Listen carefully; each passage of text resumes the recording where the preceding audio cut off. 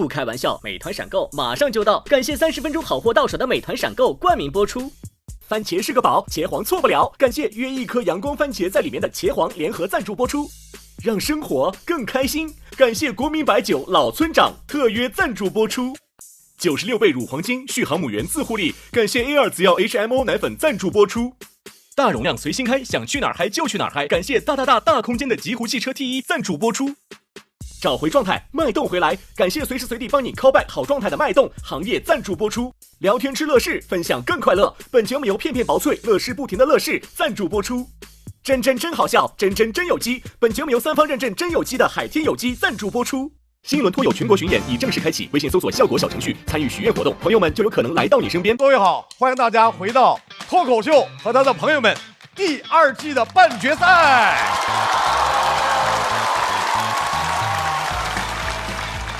你每次出来的时候都是像一个将军。您都讲成这样了，还告诉没有素材，没技术呢？我现在脑子里面是缺氧的状态。我觉得我们的肢体语言是最好的表达，已经好到无话可说。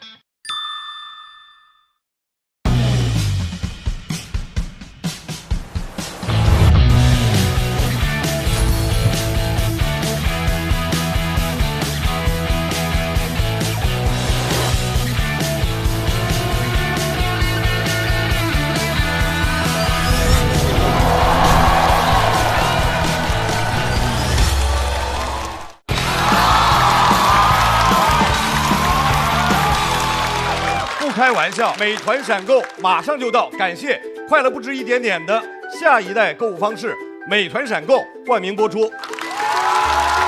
番茄是个宝，茄皇错不了，感谢约一颗阳光番茄在里面的茄皇联合赞助播出。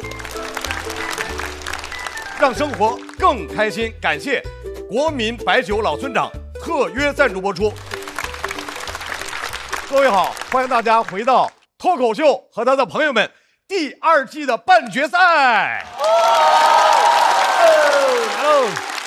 我们的比赛仍然继续，马上要上场的这位朋友，真的在我们的节目里走出校门，走入社会，让我们掌声欢迎李玟。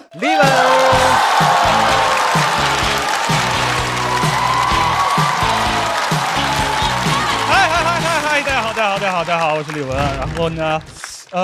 对，我是一个学生，然后今年毕业了。往年年年都在网上看大家说，找工作好难，今年有点感觉到了，我觉得主要是因为没有人教过我们怎么找工作，这么多年了，我就听过一句教学：找工作跟老板谈，就没了。现在这个求职本身开始的就非常早，现在都是秋招，提前1年就开始了。我真的有点理解不了为什么要这么早开始，朋友们。以现在这个大环境，1年过后，这公司都不一定在，搞不好我还没去报道呢，公司爆雷了。去之前以为去了个大集团，到了发现恒大集团。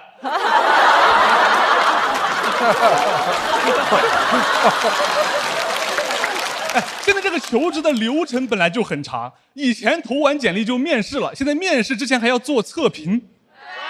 有人做过测评对吧？太多测评了，逻辑测评、智力测评、商业认知测评、心理测评，就感觉那个公司啊，他要你逻辑高、智力高，还要有商业头脑，心理还要健康。什么工作需要这么多能力啊？美国总统都不需要这么多能力。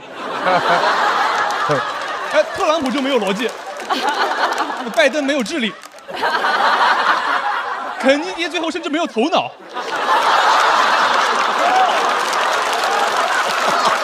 太地狱了。很难得啊，朋友们，这个段子可以在中国讲，不能在美国讲。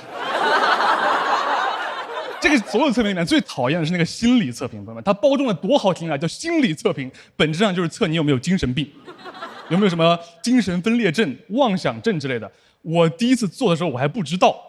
我还在那揣摩出题人的意图呢。那个题目问你，他说你是否经常觉得自己能看见别人看不见的东西？我以为这是一种工作能力，选了个比较符合。我本来是想选非常符合，但我想了一下，我说老板应该也有见不得人的事儿吧。我甚至幻想过，我甚至设想过，老板到时候面试的问我，他说同学，你能看见什么？别人看不见的东西啊，我说活儿。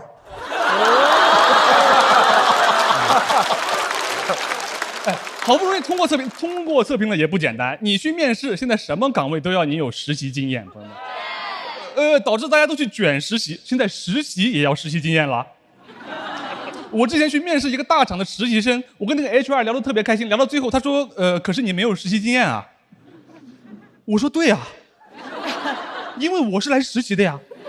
他说对啊，那你要先去别的地方实习啊。这也太荒谬了，这种感觉就是你去那个餐厅吃饭，老板说，我们这儿空腹不让吃饭。后来甚至我去到一些小公司，问一些更荒谬的问题。有些小公司他会问你属相、星座、血型，有人遇到过吗？就是我感觉就是这个公司符合标准的候选人太多了，多到他已经可以上玄学来筛人了。我第一次被那个 HR 问血型的时候，我都害怕呀。我说你们公司是真需要新鲜血液啊？我知道资本家吸血，没想到吸的是我的 B 型血。HR 跟我说，有科学研究表明了，A 型血的人细心，B 型血的人粗心，所以我们不要 B 型血。这也太荒谬了，朋友们，照他这个说法，这个公司就只有 A 型血，蚊子来了都得营养不良。但其实我知道你的这个面试也不会真的说查你的血型，对吧？他就是一问，但我也不敢真的把血型改成 A 去投递这个公司，我怕哪天老板真的不行了，要我输血，我只能说，哎呦，对不起，当时我把血型给填错了，都怪我太粗心啦。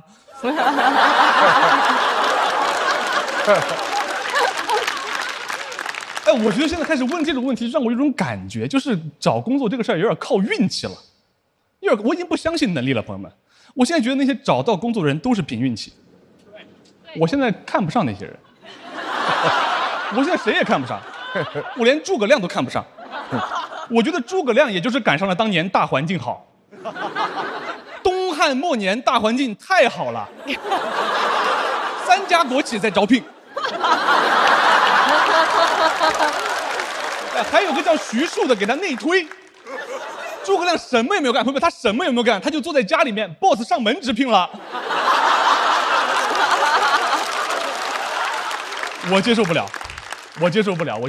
诸葛亮要是活到今天，肯定找不到工作，他的那个经历太差了，先帝创业未半，中道崩殂了，扫把星。还有个哥哥诸葛瑾在晋对公司，那背调也过不了。最重要的，朋友们，他出山的时候就已经27岁了，已经不是应届毕业生了。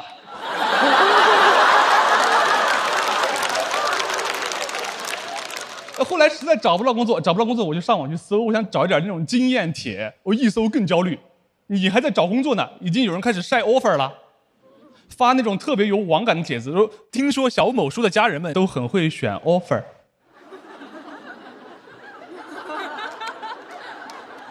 你听谁说的？家人们哪有 offer？ 家人们只有 suffer。这个梗需要一点4、6级啊。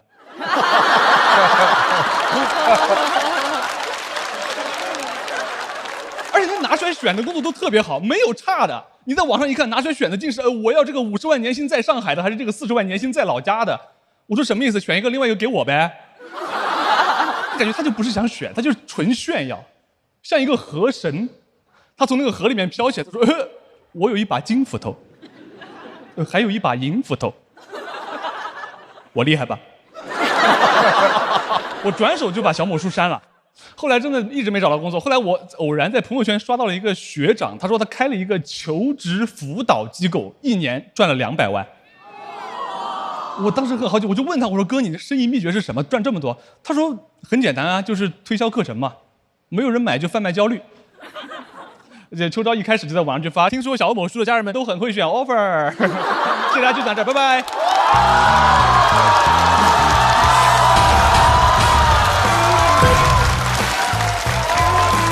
很好。挣了270、 280吧280。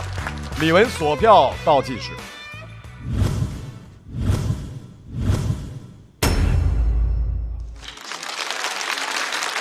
李玟是应届的硕士，对，化学专业的，对啊，现在找到工作了吗？现在找到工作了，现在在干销售。啊？卖什么啊？卖洗发水。有没有增发的给我们罗老师用一下啊？这个我知道，心里有数。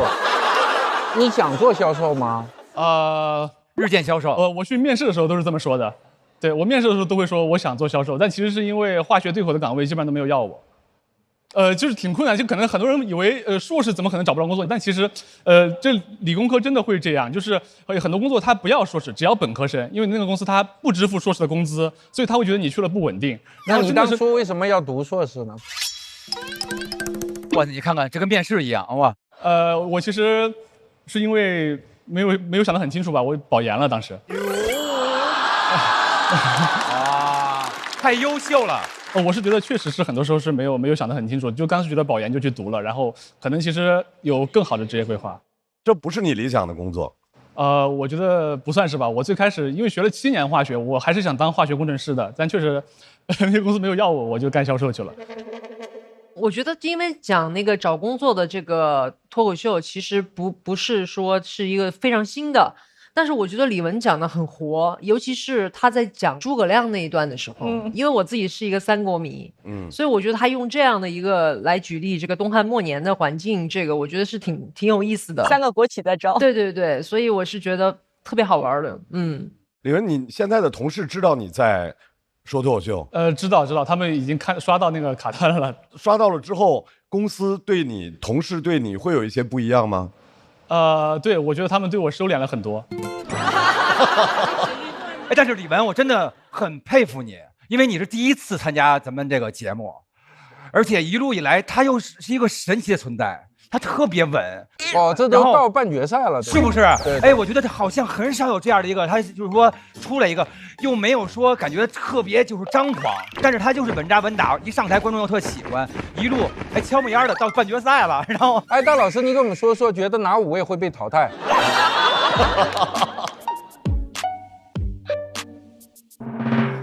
咱们要是说能算命还干这个吗？对不对？行嘞，我觉得前途无量，特别棒啊！坚持住，就差这最后一哆嗦了。我们校友团的4灯可都给了，哇塞！那么加上校友团的4灯之后，我们看一下李玟到底能不能悄咪的进决赛？李玟进决赛了，哇！来，真的吗？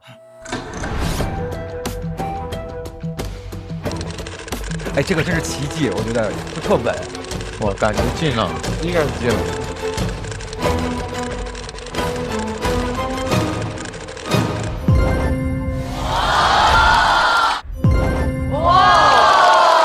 恭喜李玟顺利的晋级决赛，真的！哇！一个新人就这么直接就这么进了哈，就是特别少。你说的太对了，就是悄咪的，无声无息的，好像在每个赛段也没有特别大炸大爆啊，对，但是就这么稳扎稳打。第一次参加节目啊，一路就这么打进决赛了。再次掌声祝贺李玟！祝贺李玟！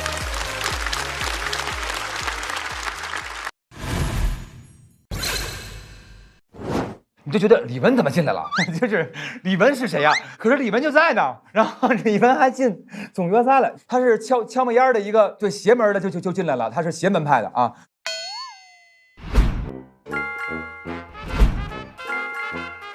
现在正在一家外企实习。职场脱口秀到第4轮已经结束了。不是，我说我是成都人。你知道我们的川渝演员还有谁吗？贾浩啊，大刀啊，大不丑啊，大刀，贾浩 ，Echo， 贾浩，王丽，贾浩，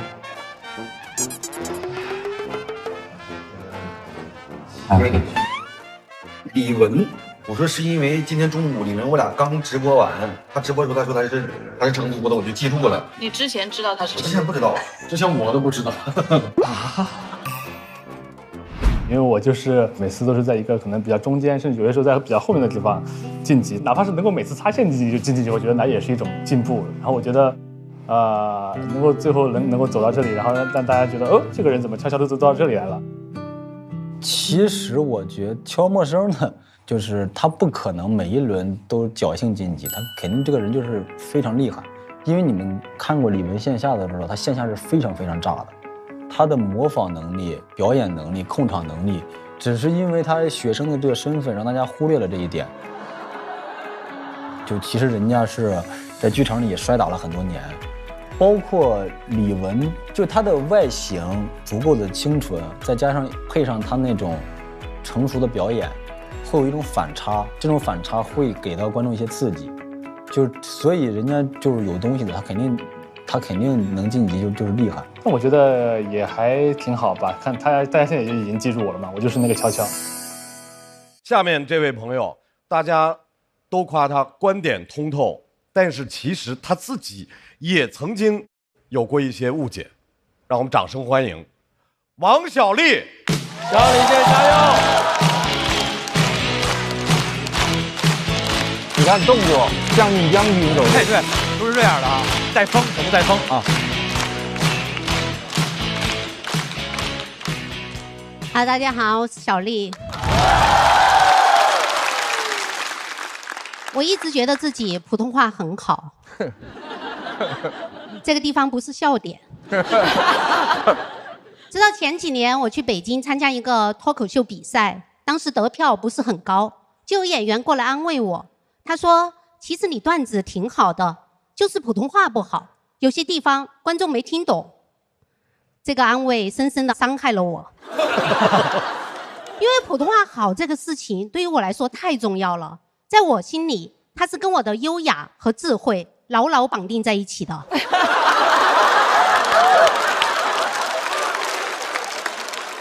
我普通话好，我就是个都市丽人。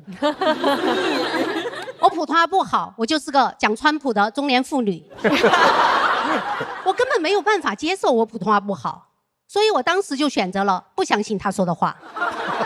我怼他，我说你不懂，不要乱说，我段子哪里好了？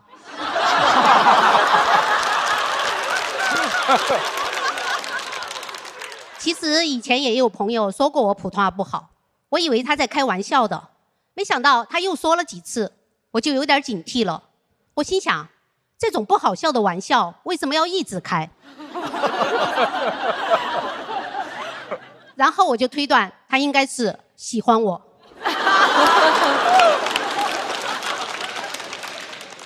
想引起我的注意，但这个人他是有老婆的呀，我就觉得他人品不行。我想跟他说出轨是不对的，但是我又不想跟他撕破脸，所以有一次他又说，他说你普通话不好，我说你老婆挺好的呀，然后他就愣住了。我心想点到位了，他应该已经开始反思了。我其实不是盲目自信，我以前去广西的时候，别人都说我普通话很好，他们还问我是不是北京人。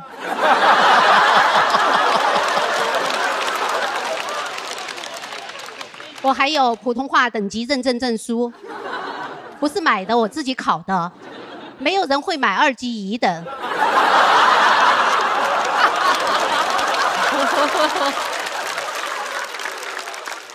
直到去湖南卫视做一个综艺节目的编剧，那个节目是汪涵主持的，就有个环节是让编剧上台点评，因为节目在录嘛，所以我就用我觉得最标准的普通话，我说杜丽娘是一个标准的悲剧人物。汪涵说杜丽娘，然后全场观众就笑了。我当时都愣了，我心想他刚刚说话是不是有口音啊？他是不是在模仿我的口音啊？那一刻我才意识到我的普通话是真的不好，因为我相信汪涵的职业素养，他就算是再喜欢我，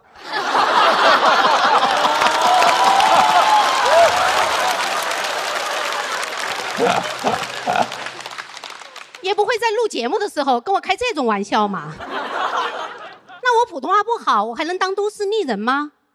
还是说讲川普就只能当成都市丽人？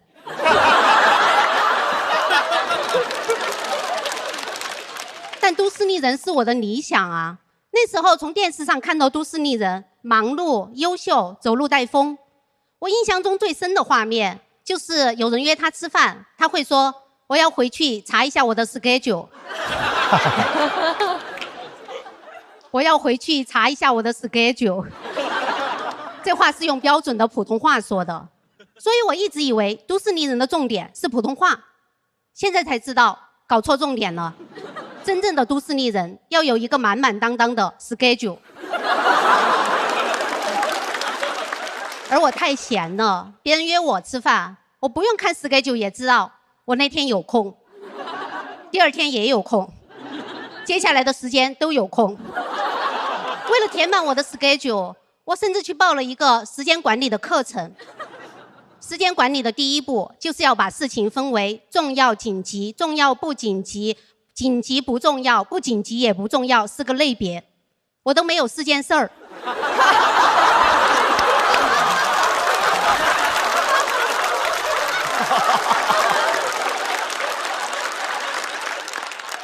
我问老师，我说那吃饭算哪一类？老师说分类前应该先把吃饭、睡觉这些事情刨除掉。我心想，那我不是就只剩一件事情了，逛公园？老师说逛公园这种事情不紧急也不重要，建议不要做，也可以花钱雇人做。原来我只要有钱，我就可以不用亲自逛公园了。可惜我没有，只好浪费时间自己逛。有个一起上课的朋友跟我说，他本来已经很忙了，没想到学了这个课之后，又能挤出1个小时时间来学习。我心想，我一天就工作1个小时，要是再挤出1个小时，那我不是24小时都没事干了吗？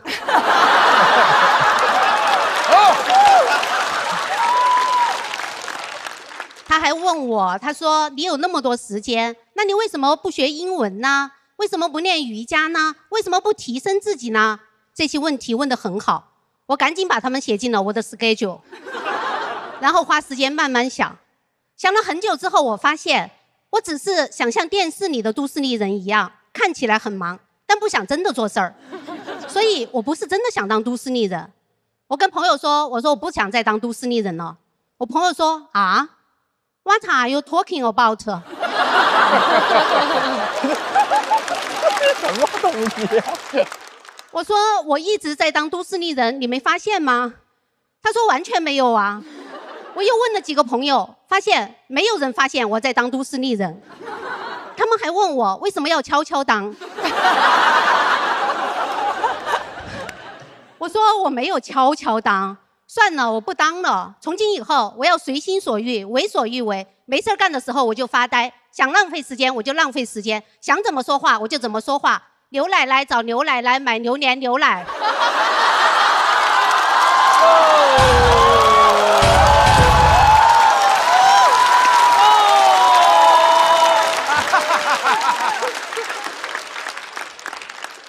我朋友说没有人可以活得这么自由。我说真的吗？我不信。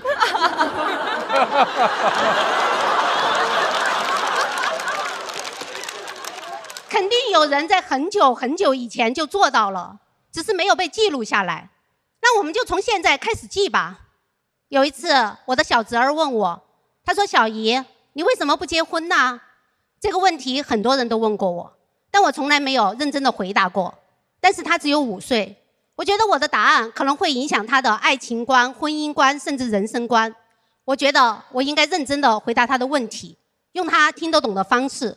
所以我跟他说，我说在很久很久以前有一个女巫，她说着一口2级1等水平的普通话，每天睡到自然醒，饿了就要吃。她爱思考，有主见，与众不同，并且用副乳换回了梦马相。从此以后，她过上了幸福快乐的生活。直到有一天来了个小男孩，小男孩问她说，女巫女巫，你为什么不结婚呢？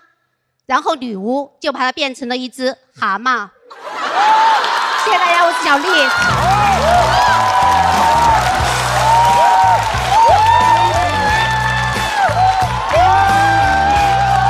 好东西，好，非常好。冠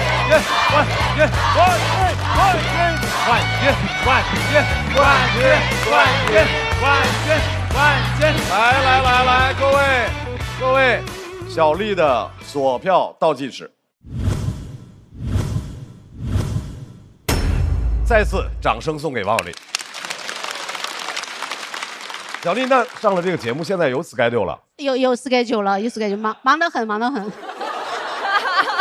上了这个节目，有了 schedule 以后，什么感受？就是觉得很累，就是就感觉好像我跟这个节目的关系就像那种糟糕的情侣一样。就是分开又觉得舍不得，在一起又累。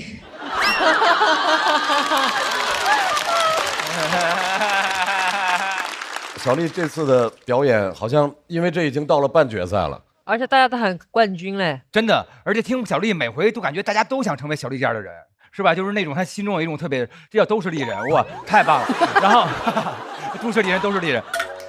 就感觉这个世界想到小丽，就会觉得这个世界多了一份美好，特别棒。希望小丽，冠军了，您要是冠军了。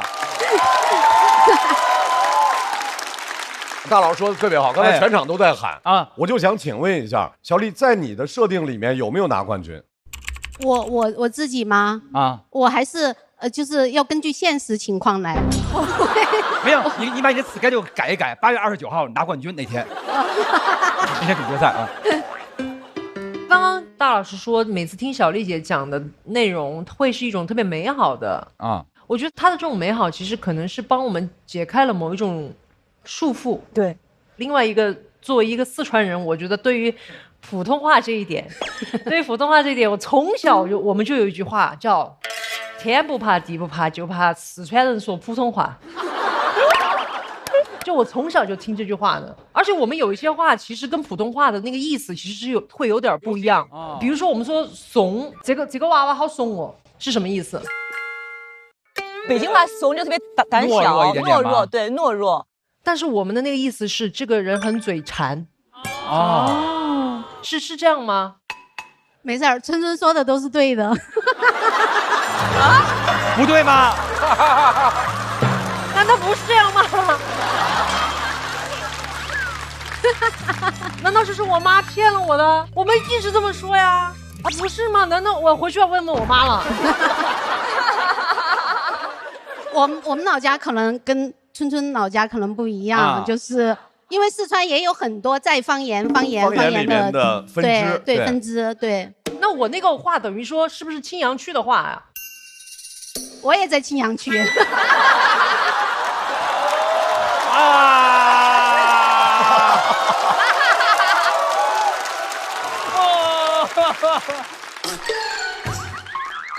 可能街道不一样，我觉得。街道不一样，对。刚才你提到都市丽人的你几个点的时候，其中一个是走路带风。对。他上台就是哈。对，你刚才从那边出来的时候，其实是每一场，我只是没逮到机会说。今天想说一下，你每次出来的时候都是像一个将军。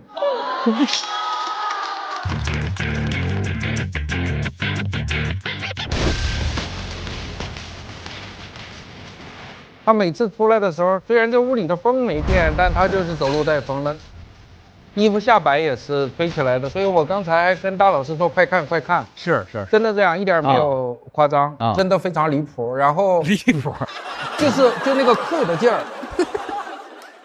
对，就是小丽的团队，就每次说他的道理的时候都倍儿坚定，特别坚定。风吹过来到他面前停了，我就这么想的啊！我不管这个世界风怎么吹，我是听着特别的激动，甚至我有一点点想掉泪的感觉。然后他讲的我特别的感动，因为他讲到一个女巫的意象是从小到大我们认为女巫是坏的，直到我听过3个好女巫，我们听到过萨勒姆女巫的故事，那是完全是一个在抓女巫的莫须有的一个故事。然后后来看魔法坏女巫，然后到你这个讲到女巫的意象，我想天哪，就是完全可以合到我们小时候听到一句话叫所谓好女孩上天堂，坏女孩打引号的走四方。我希望我们都能够成为那个走四方的那个女巫，像小丽一样。我还要谢谢一下那个编剧王子涵，他帮我改了一下这个。然后他说：“那你是女巫，你就有魔法，你可以把它变成一只蛤蟆。”所以特别感谢他帮我改了一下这个。谢谢。您的专场是不是也叫女巫？对，专场叫女巫。因为当时我发现都市丽人这个身份我当不了之后，我就想找一个新的身份认同。我也想，我想女王我肯定是当不了，因为我这个人就是能靠别人，坚决不靠自己。女神也没有办法，因为我觉得没有那么女神那么精致。然后我最后就想了一下，那就先当女巫吧，因为女巫有很大的空间，可以去自由的探索你到底想做什么，你想完成一些什么事情。然后，所以当我做那个专场之后，我就在想，其实女巫在我的定义里面就是你不按照社会期待的活着，也能活得很自在，那就是女巫。对，这就是我自己给她的一个定义。很多人会说，哦，她就是天选之女，她的家庭太特别了。但好像还不仅仅是来自家庭的支撑，就她是个很特殊的一个人。但我希望她这种特殊能够变成更多的，变成某种共性。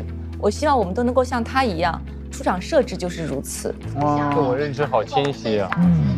超级好，女巫哇，把你变成一个蛤蟆，就只记得在台上出现的时候，我非常快乐。这是什么东西啊？像个女巫一样催眠了我。刘奶奶喝牛奶，就是那个。我那天去吃饭的时候，然后碰到小丽姐跟她的那种导演，小丽说：“哎呀，不想改呀，不想试了，太晚了，我得休息，好好照顾自己是最好的。”然后这就炸了，我是觉得真的很天才，女巫。我怀疑她是有一些神秘的配方，然后兑了一些神秘的药水。因为我也是没有去遵循家庭的一些规训。想办法在自己能力范围内去支持周围的女性，是我们谁不是女巫呢？太棒了，小丽是一个场场让人惊喜的脱口秀演员。对，而且特别充满希望，对一些啊。校友团的4灯全都给了，必须的。在大家满场都在喊着冠军冠军之后，王小利会获得多少支持？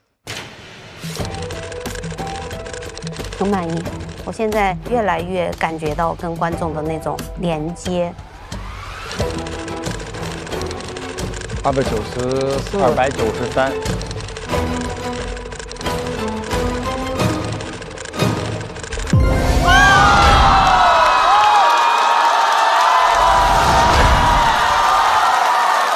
292，厉害！哦，太棒了！我法292的高票，祝贺王小利晋级总决赛。目前本场冠军了，目前最高，今年本场冠军啊！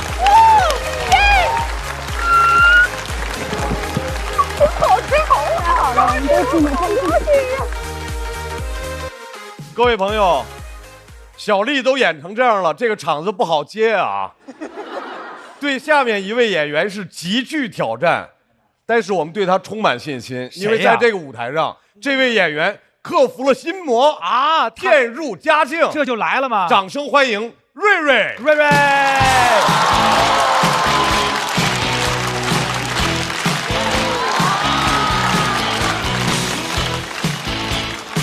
哎，大家好，我是瑞瑞，谢谢大家。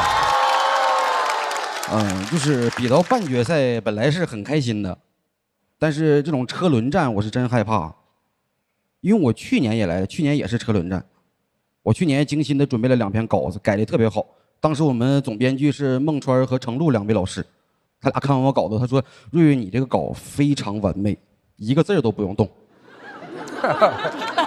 上去第一轮就让人淘汰了。12进4，我排第5。我说是不是改一个字也不至于淘汰呀？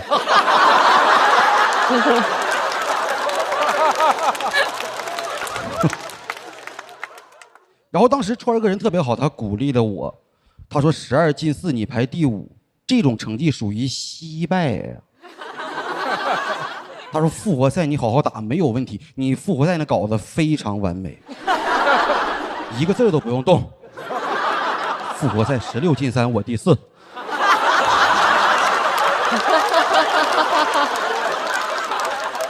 今天又是车轮战，17进12，我好像已经看见一个数字在向我招手了。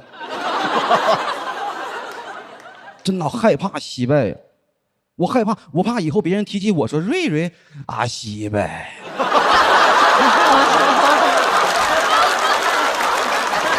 啥呀？就我有个小小的期盼，我希望我要是能第11名该多好啊！就想尝一口险胜是什么味儿的。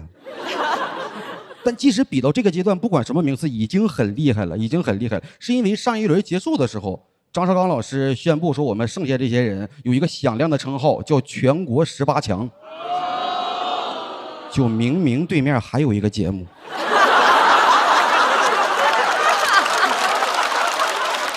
说得很缜密。你是怎么敢这么宣布的呢？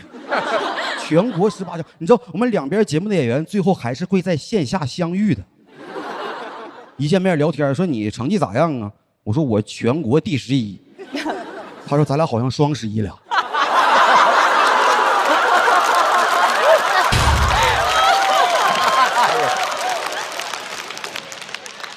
多么荒诞的称号，但我听进去了。我听完这称号，现在感觉自己都有点飘了。真的，心态是有变化的。我们之前演出过开放麦，很多时候他们会安排我开场，然后他们接我。我感觉现在谁再想接我，就得去机场接我。当然有人提醒过我说别飘，有人提醒过，小何提醒过我。广智。小何。小何说：“你是不是有点飘了呀？”我赶紧纠正他，我说：“应该说您吧。”开玩笑，我不敢啊，我不敢。我写这段给他看了，我说：“您看我这么写可以吗？”给他看过了啊，就是我跟大家说话都会非常客气，我是比较在意说话方式那种人，因为可能是脱口秀演员，作为一个语言工作者，我也在意别人说话的方式。但是我发现我生活中确实有很多人，他会说那种各种各样的废话，就让你一听就烦。我之前上班嘛，我有一个同事，他喜欢开导别人，特别好。有了他的开导，你不管是什么难过、伤心，就都会变成愤怒。我之前跟一个同事在公司吵架了，原因就是他拿我家人开玩笑，我很介意，我感觉他就是嘴贱。然后吵完之后我特别生气，那个同事过来开导我，他说了一个特别流氓的话术，他说：“你别生气了，他你还不知道吗？他就这样，嘴贱。我生气是因为他嘴贱。他告诉我你别生气了，因为他一直嘴贱。这什么道理？你打一个车，你说师傅你车有点臭，师傅说我车一直这么臭。你说啊，那我就放心了，我就放心。我就不理解，当时我怼他了，我在气头上我怼他，我说拿你家人开玩笑你愿意啊？可能是我语气有点冲。他说我安慰你，你怼我，你怎么跟疯狗似的呢？然后开始骂我。巴拉巴拉骂我2分多钟，最后一句话是这么说的：“他说你要觉得我话说重了，你当我没说。”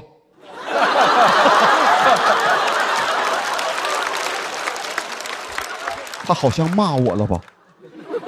他试图跟我面对面的情况下撤回一条语音。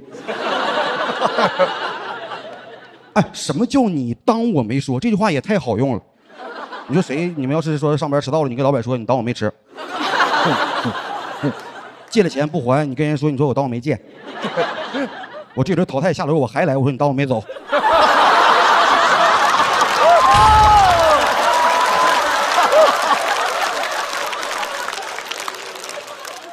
太不讲理了，这种话呀，就是我听过很多废话。还有一种人，就是他跟你说话的时候啊，他会浪费很长时间去想起了一个毫不重要的点。你跟他说话就有一种什么感觉？就一寸光阴一寸铁呀。我之前跟一个朋友逛街，走路的时候我说附近有厕所吗？我朋友就开始了，应该是有。这片我上个月来过，跟那谁嘛，跟那个，哎呀，跟谁？哎呀，就在嘴边，想不起来跟谁来着。哎呀，好像是刘哥，你等会儿啊，哎，刘哥，我都懵了，不是找厕所吗？怎么厕所刘哥盖的？就是他们说话不过脑子的时候，我感觉我受不了；有的人说话太过脑子，我更受不了。就是有的人说话，他之前他会用大段的铺垫，给你做免责声明啊，就一顿铺垫呢。这样可能有的朋友 get 不到我这个情绪点，我在这儿放了一个特别炸的梗，我给大家讲一下。当然了，可能是每个人对梗的理解和接受程度是不一样的。因为众口难调嘛，所以可能有人听完之后觉得不会那么炸。你别期待，这我没放梗。大家能 get 到我那个情绪点了吧？真的，我真见过这种。我之前上班嘛，我们几个同事坐在一起，集思广益的骂老板，啊，骂的特别尽兴。来了一个新来的同事，他说：“那个我打扰大家一下吧。”当然了，我知道随便打断别人可能是不太礼貌的行为，但是我刚来，大家可能对我不了解，我就喜欢有什么话直接说，不喜欢藏着掖着，有什么直接。我说什么事这么严重啊？不是你直接说呀。他那我直接说了啊。当然了，我们没有别的意思啊。用一下电脑，我说好。我说按你刚才那铺垫，我以为老板是你二舅呢。谁教你这么客气的？我说你要真想对咱几个表示尊重，你换一种方式，不行你跪下说呢，对吧？你或者在用词上面你稍微斟酌一下，你说用下电脑啊，父亲，这不冒犯，你知道吗？我觉得太折磨人了，因为汉语文化博大精深，但是到现在出现这么多废话，我有点痛心疾首啊！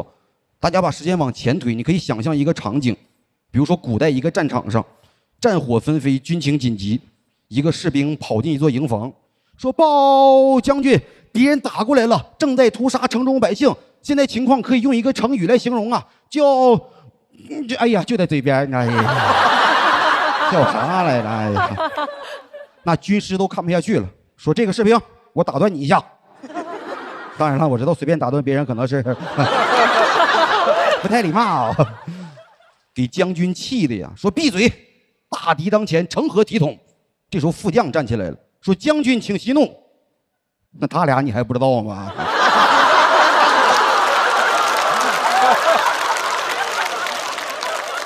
他俩就这样，他俩太难受了。当然，朋友，我今天讲这个段子不是要讽刺谁啊，就是我没有那个讽刺别人的那个意思，大家。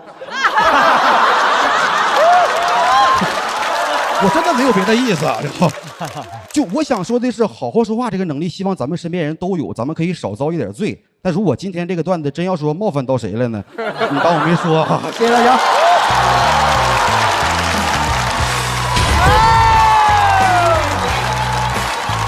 太好了，又闻了。抓紧时间，瑞瑞倒计时。谢谢大家，谢谢大家。瑞瑞好棒啊！太棒了！刚才接小丽是有压力的，很有压力。我不知道为啥每一场我都接那种就巨炸的那种，然后都是来接。你之前接过？第一轮是接那个呼兰哥啊，呼兰哥，然后有一场接的是学姐，就小雪学姐。哎呦，我对那个是全场最高分那一次。对。然后呢？然后有一轮就是高寒在前面炸了，然后我们那一组基业我们几个那一组就一个人。我跟你说，就是因为你每回这个境遇啊，罗老师每回看演出都快脱水了，每回都替你一把汗，是不是？一直就是这一回又接住了，恭喜！谢谢。哎，春春喜欢今天瑞瑞的这个，特别喜欢。然后我也感觉这一期就是瑞瑞开挂了，而且我其实特别有共鸣，因为我身边有这样的朋友。他一开始就我瞎说啊，叭说完了一段话之后，他说我也不知道啊。对，而且还有那种特别讨厌的说，我这么说你别生气啊，然后就让后边一定要说一个你生气的话啊。有一句话不是当说不当说啊，那你别说，别说啊，一般都有这种。我还有一个同事，我们开会的时候，每次他的话都是，那我先抛个砖啊，对。这每次听的就是你何必要加这样的话？我还见过一个说，我特别喜欢瑞瑞这位选手，但是他今天的表现，你要开始自己怎么就是你？自我检讨了是不是？但是我觉得成长了。今天你那个比较神奇，是你讲的时候，大家那种除了爆笑，还有一些会心的微笑，是因为我们身边你说的那几种我们都见过，真的。但是你做了一个很可贵的贡献，就是我们生活里没有机会把那几个凑到一桌来。但你就给我们凑到那个军营的，最后出现了一个 sketch， 对吧？然后最后所以我们有幸把自己朋友在一个封闭小场地里全部见识了一遍，非常过瘾，对，非常过瘾，谢谢了不起，谢谢老师。我和大老师好像对瑞瑞有格外的真的是情感，真的是你们眼光特别准。因为去年的时候我没觉得他怎么样，然后你们一直说，哎呀，好可惜，就是好可惜啥呀，就这么一轮游的有的是。哎呦喂！但是今年就跟疯了一样，疯了，这是他正常水平。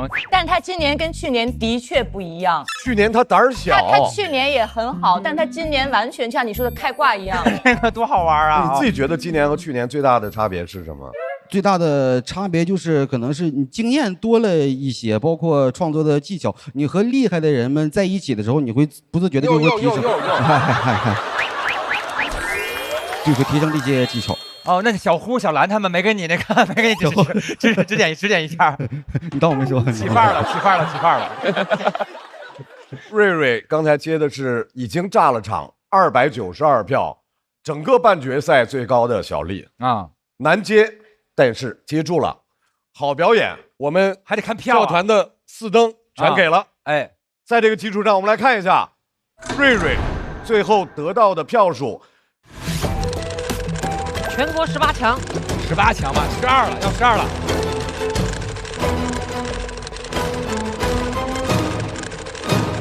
284，可以。谢谢恭喜瑞瑞晋级总决赛，全国12强了，先12进，284很高，可以。哈，谢谢，这个人哦，可以。他3年前就在另外一个节目的后台跟我指导过我段子，然后去年看到他的节目过后，我就觉得，哇，当时指导我那个人终于登上了大舞台了。今年看到他进到总决赛，而且他就坐在那个后场区的时候，都还在改稿子，还在问我们，哎，你看这句话这样说顺不顺一点？这样说顺不顺一点？你就行不行嘛？可以很好笑嘛？他就是非常努力，真的非常好笑的一个人，我觉得他就是值得。瑞瑞终于到了没有卡位赛，没有给他卡出去了。他这个笑话写的，如果我花钱去看脱口秀，我一定会花钱去看瑞瑞的演出。我跟赵少刚老师已经快脱水了，就是给他捏了好多把汗了，然后这回终于进去了，可以啊。越来越难啊！下面这一位永远保持着旺盛的创造力，而且在现实生活当中，任何的事情都能够成为他思考和创作的原点。掌声欢迎小胡！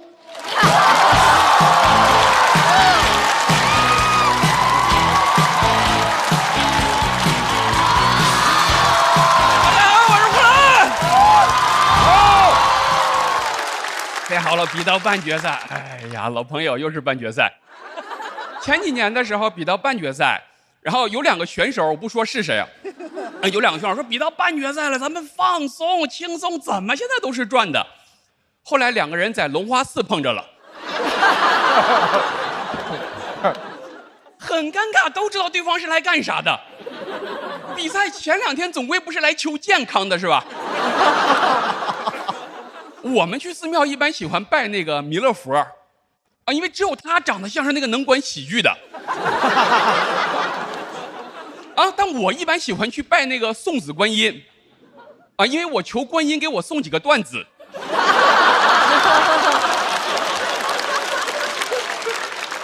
而且整个一个比赛开始前，好多新人选手跟我说：“他说哥，我今年第1年来，我比2轮已经算非常非常好了。”我说：“那你一定要说话算数啊！我该走就得走。”结果现在全都在，对吧？大部分都在那儿。最近又问我，他说：“哥，你觉得说脱口秀最重要的是啥？”我说：“是诚信。”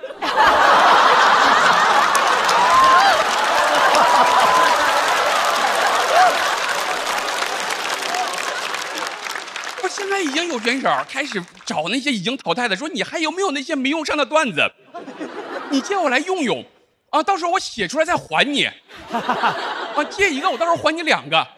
我说怎么脱口秀已经开始上杠杆了是吧？人家比赛没赢还欠了一屁股段子是吧？人家啊，写稿本来就难，然后本来就写不出来。前段时间我半夜写稿，刷着那个说7月5号日本有那个大海啸，会世界末日。哎，不是，人在困难的时候是看不得这些消息的，因为人会兴奋。哦，我说这怎么还整出盼头来了？这我是7月1号刷着的。我说那接下来几天是写稿啊，还是不写稿呢？很纠结。后来决定还是要把世界末日要来的好消息先告诉其他选手。你不能只有我一个人害怕，对吧？你这独怕怕不如众怕怕。哎，我这些事情，你看这些事情我也不在网上传。你转发超过500，然后有麻烦。我多聪明啊，我口口相传。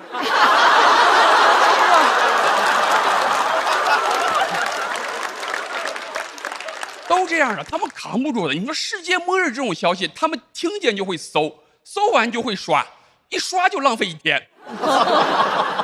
现在就是这样，哎，这个就是为什么这些坏消息像世界末日它就会流传的到处都是，好消息没人会知道的。哎，你去发一个帖子，你说7月5号世界会变得更加美好，没人会理你的，没人会理你的。这个比世界末日更像是谣言，是吧？哎，我觉得关于世界末日，我问了周围好多朋友，我也一直在问这些观众，我也可以问问你们，你们可以接受下一秒立马就世界毁灭吗？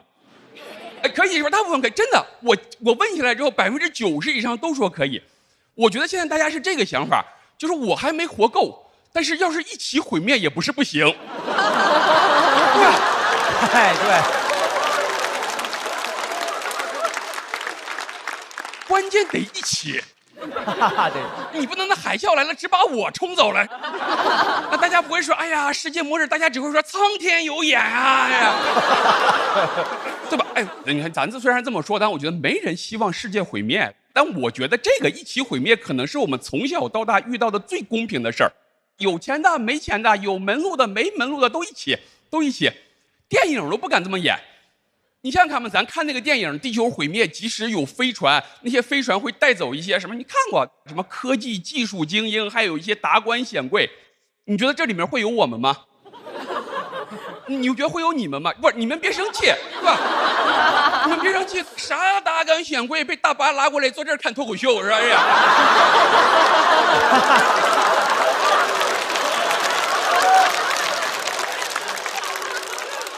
你觉得会有我们？也不会啊，啥达官显贵站在逗你们笑呢，是吧？不会的，不可能有我。你想想看，他带一个脱口秀演员上去干啥去呢？去干啥去呢？你说去了之后，人家说，哎呀，我会开垦，我会测量，你会什么？我会讽刺，是吧？哎呀，有些朋友还幻想，他说我看那个末日电影，除了带那些精英，也会带上一些平民。平民啊，主要负责电影里的政治正确。哎，要不然你看带那些平民也不会五颜六色的。不是，我说末日的时候你收集起这些人也花了好几天吧。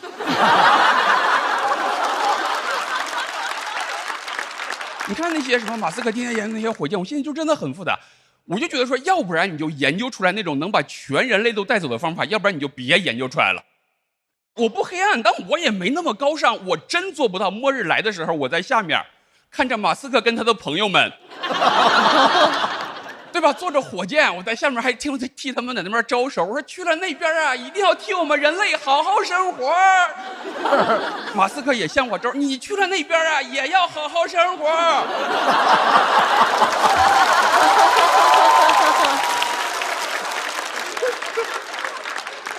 快留步，别送啦！都是这样。哎，我觉得啊，就说与其你不能这样子，那还不如一起毁灭。我觉得是个挺好的事情，有钱的没钱的都一起。有些朋友会觉得说，哎呀，好冤呀，我还没活够。哎，你想想看，那些天天健身养生的人，不比咱们冤吗？是吧？咔咔咔咔练了半辈子。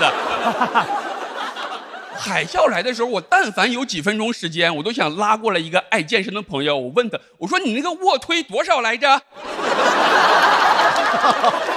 我觉得就是这样，经常说老天无情，我觉得就是因为他对每一个人都无情，所以他才公平。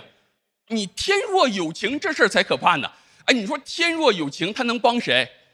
马斯克天天给他刷火箭。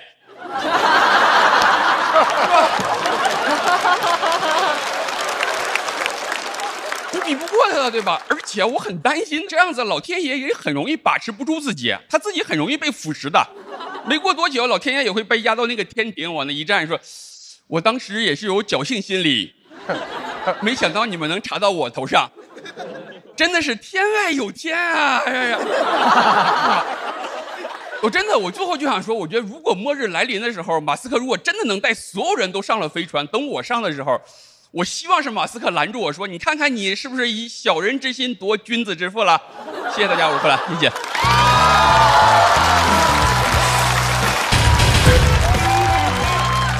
好，呼兰锁票倒计时，再次掌声送给呼兰，谢谢大家。呼兰怎么想到写这个世界末日这么一篇了？没有，是真的。我发现好多人都刷到这个消息。是的，对吧？一开始我觉得就有共鸣，在开放麦讲一讲，结果发现大家好像都对这个事情有情绪，喜欢，然后都特别的关注。而且现在这个情绪跟在2012的时候好像不大一样。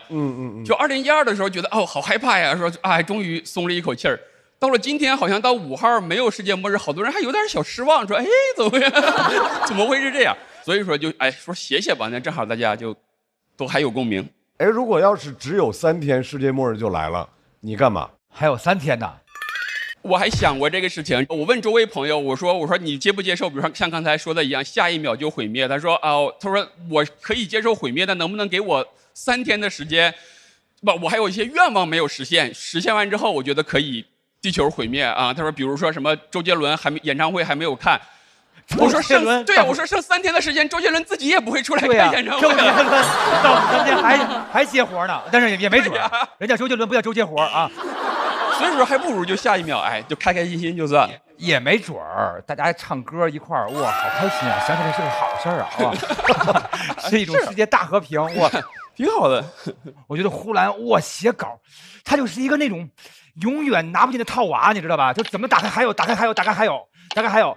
就是人家有这个酱香卓玛，你是呼兰套娃，我这然后就是感觉老打还老有，我羡慕。我觉得世界末日不重要，我觉得你的所有的才华跟你的思索是没有末日的，了不起啊！谢谢大老师。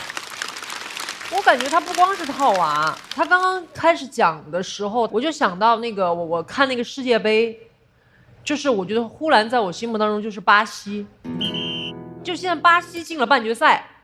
就感觉这个事儿是一个特别正常、再正常不过的事儿。我想问问巴西，其实心里面是怎么想的？他是觉得我就非常应该就是进个半决赛，很合理，或者还是说，其实巴西其实心里也有压力？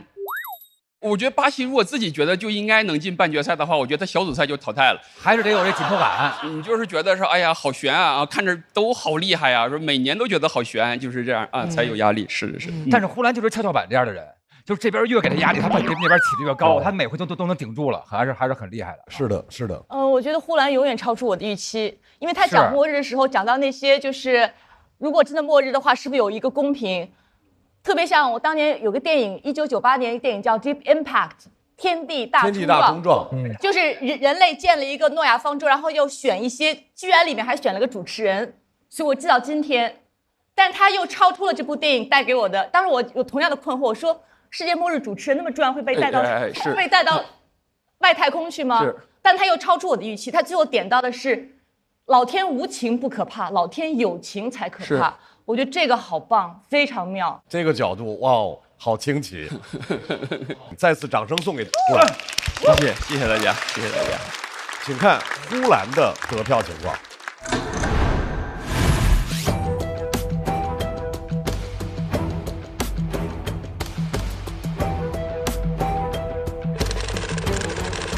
286，赌一赌。现在已经猜的这么细了吗？我觉得应该是，我不知道，瞎说。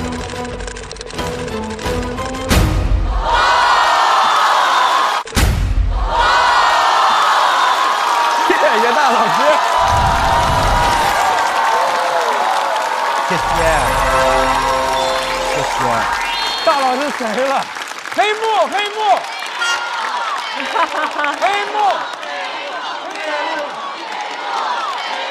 呼兰，对不起 ，I'm sorry，我怎么知道是280的？我瞎说的啊！我说的特别准啊！来，这位女巫坐啊，热烈的掌声，祝贺呼兰晋级总决赛。好，谢谢大家，谢谢朋友们。哇，厉害了，小丽姐厉害，可以。36片是什么概念？一片打6分钟算的话，36片是多少时间？36、18、66、36、210多分钟，4个专场。呼兰哥在台上就扔了4个专场，他手里还有1个专场，他就讲了，就是他已经讲了5个专场。这个我觉得你在未来多少年这个行业怎么发展，它这个数据都能成为就是唯一的。但他这左一年右一年的，让他检查一下神经啊什么的，我怕他消耗太大。挺好的，就不断累加呗。希望后面的朋友可以去看之前的合集，那你带着时间去看，其实也会挺好玩的啊。然后可能会有一些穿越的感觉，因为当时有一些事情，所以说当时那个情绪，我希望这个东西不断的累加。我妈也听，买了好几种 P2P 理财产品，别人爆雷就一下，他那爆雷叮叮咣咣的。现在啥都是云，云喝酒、云蹦迪、云养猫，还有云睡觉。云睡觉就是一个人直播自己睡觉，然后一群不爱睡觉的人就看他直播，咣咣打赏。最近这1年，其实我特别喜欢看直播买东西。我看李佳琦，我太太说：“姐妹宝说我在呢。”我就靠抢不到外卖瘦了20斤。以前减肥是要努力的，现在不努力肯定是要减肥的。我说我不是开心1点啊，我的开心有3000点，观众在这边鼓掌，对吧？那边股市也在那鼓掌，对吧？哎呀，喜剧是个特别好的事情，这不就挺好的吗？这我工作，我工作就是逗大家笑。谢谢大家，老板，谢谢。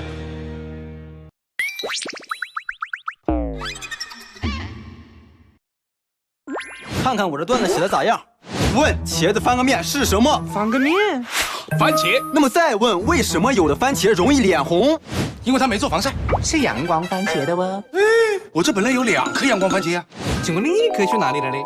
被做成茄皇啦！因为每种茄皇里都有约1颗阳光番茄。番茄是个宝，茄皇错不了。果然酸甜浓郁啊！为啥脱口秀演员这么爱吃茄皇？因为番茄有梗。番茄是个宝，茄皇错不了。番茄是个宝，茄皇错不了。下面这位演员之前呢是穷鬼赛道的掌门人，啊，吐槽住在郊区地铁终点站真的很戳人心。现在他的生活又有变化，掌声欢迎何广智。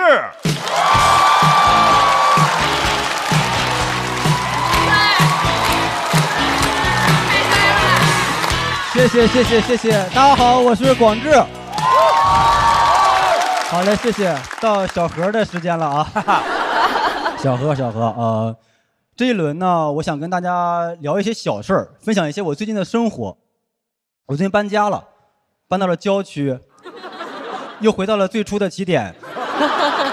当然，我是在郊区租了一个更大的房子。大家也看到了，现在新人越来越多，竞争越来越大，而我对生活品质要求越来越高，属于热度下来了，我下不来了。由奢入俭真的非常难。我现在每天早晨起来不冲一包速溶咖啡都睡不着觉。你们喝咖啡可能是提神的，我是用咖啡来安神的，就每天喝一口，还在上海。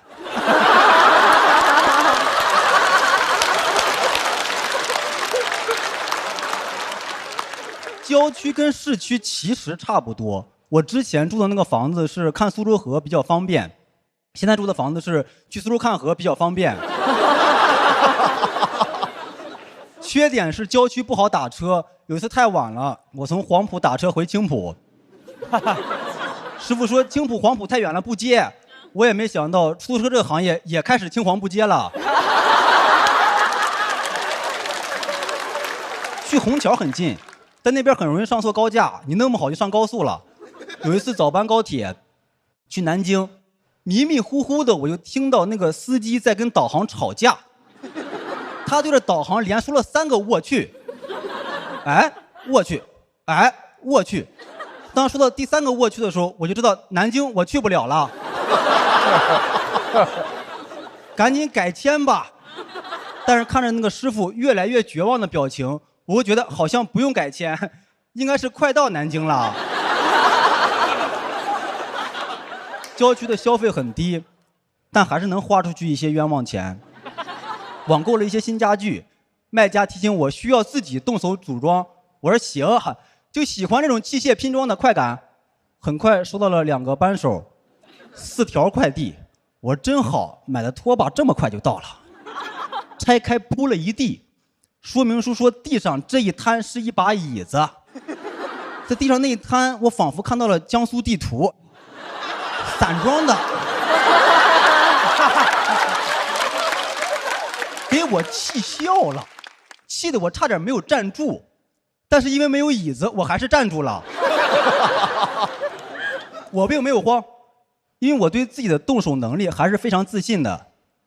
坏就坏在这个自信上，因为太有自信了，前边每一下都拧得特别死。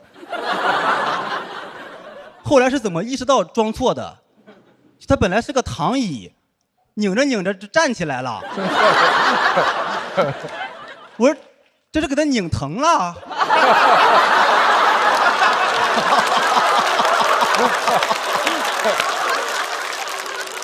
不怪我，那些螺丝都不是一个型号的，根本就拧不上，所以我把我逼得开始发誓呢。我说我发誓，卖家绝对是发错货了。我朋友听完说，你要嘴要这么硬的话，你试试用嘴拧呢。我生气的是，这个钱是不是有点太好挣了？这商家干的活越来越少了，我就担心再这么发展下去，会不会有一天我买衣服给我发过来6只蚕？好评第1条，不仅不起球，吐丝还特别快。我打算以后脱口秀也这么干。进门先一人发一个小卡片，我说素材已经准备好了，梗需要你们自己加。这篇稿子呢，一共5个谐音梗，2个 callback， 1个骂张绍刚。还是这么突然的哟？对，每个都得砸您一下。然后还有一段广告啊，当然广告的精髓在于丝滑。你不能上一秒还说张绍刚呢，下一秒美团闪购30分钟好货到手，这个太生硬了。这也太生硬了，跟张绍刚的主持有什么区别啊？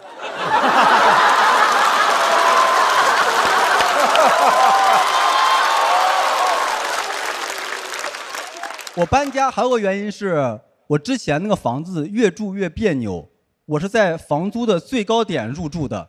我住进去之后，周围的租金就开始降。以前还能忍，直到有一天，我的好朋友梁海源搬到了我家楼上，一模一样的户型，比我便宜整整2000。我当时觉得他不是住我楼上了，他是骑我头上了。晚上睡觉一听到水管响，我就知道还骑我头上拉屎呢。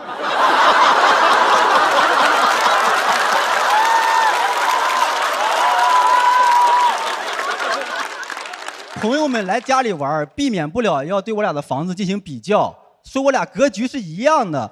我不这么认为，我每个月比他多交2000块钱，我觉得我的格局更大。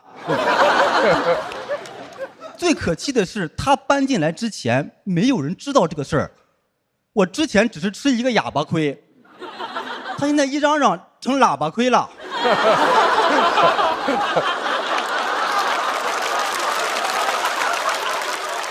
但我们关系还是不错，他现在一出差就叫我去他家帮他喂猫、浇花、给鱼换水，能听得出来，搬到我楼上之后越来越热爱生活了。我也愿意干这个活，我先去他家就浇花、喂猫，一喂就是1下午，争取把水电喂到2000块钱。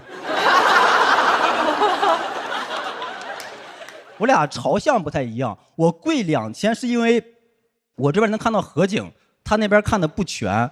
反正我租房的时候，房东是这么跟我说的。我说那我拉上窗帘能不能便宜点儿？我唯一的优势只有河景啦。他说他装修新，我说我有河景。他说家具新，我说我有河景。他说你有河景有什么用？我说我想跳就跳。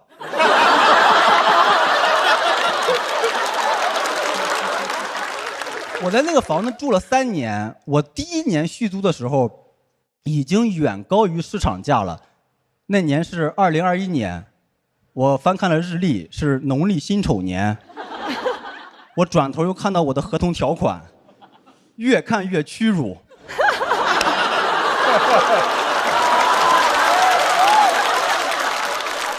怎么100多年过去了，还有不平等条约呀？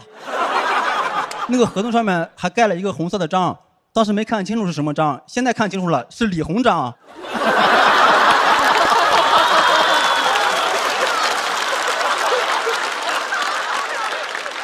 后来决定搬家，是因为每年赔款太多，扛不住了，决定变法，变着法的暗示房东，我这个空调该维修换新了吧？维新变法。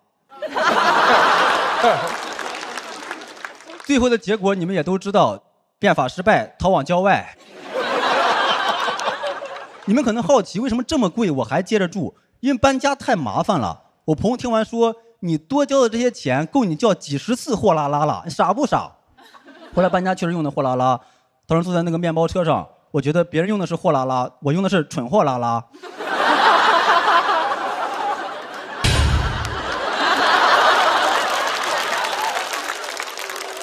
我是那种就是我不好意思说降房租，然后房东也不提，我俩一个静音一个免提，弄得我都快欠费了。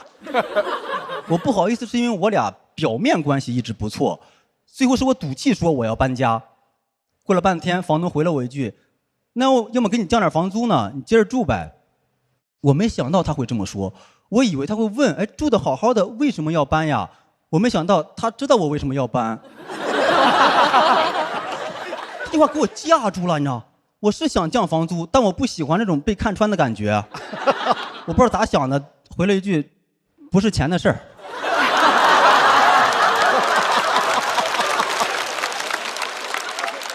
我要是答应了，那么就坐实了我前2年是冤种吗？我知道这房子是住不了了，因为窗户纸被他捅破了。就跟很多人不好意思提涨薪，最终选择离职是一样的。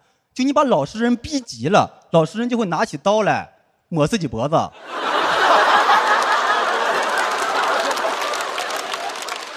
最后发现那些头掉在地上都长一个样，仔细一看都是冤大头。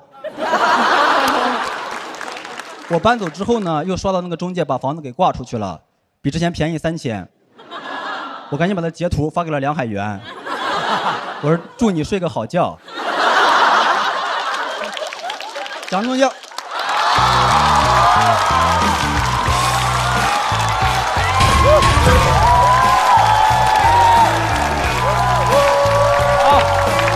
拍，来点合拍。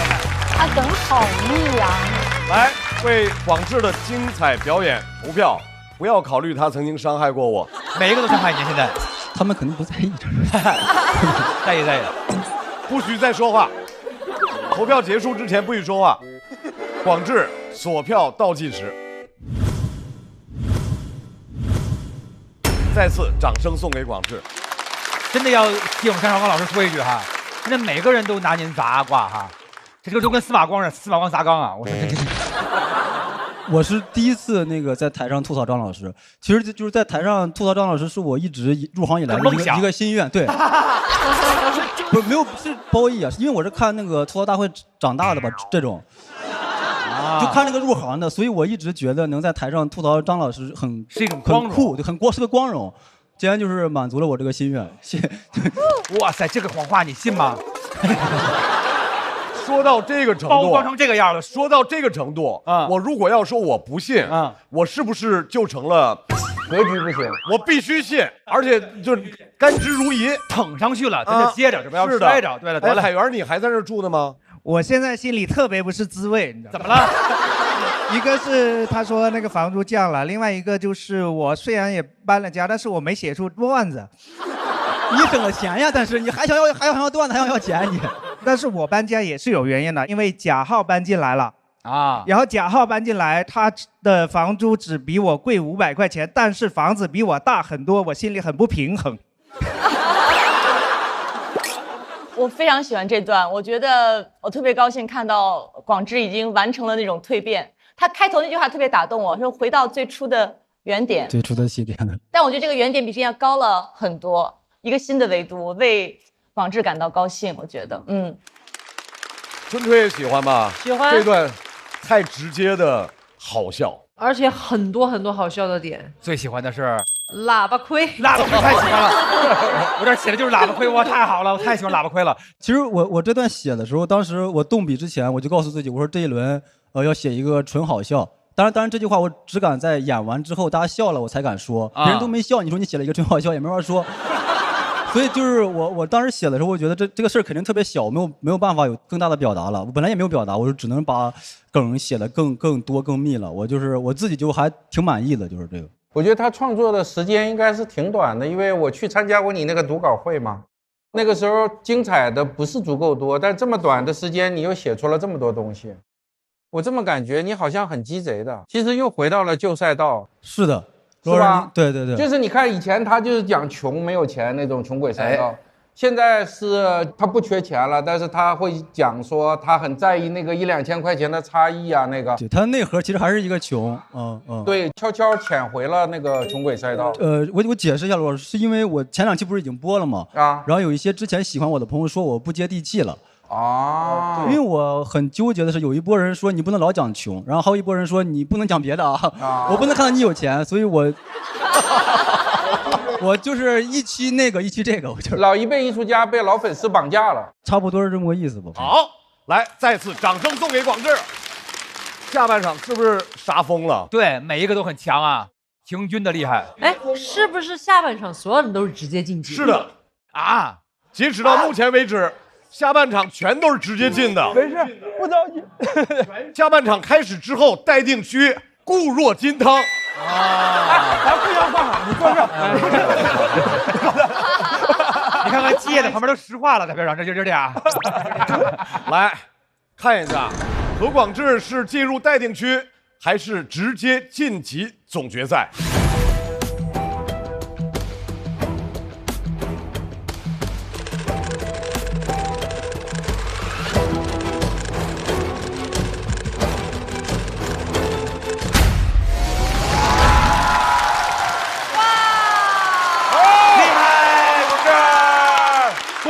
何广智晋级总决赛。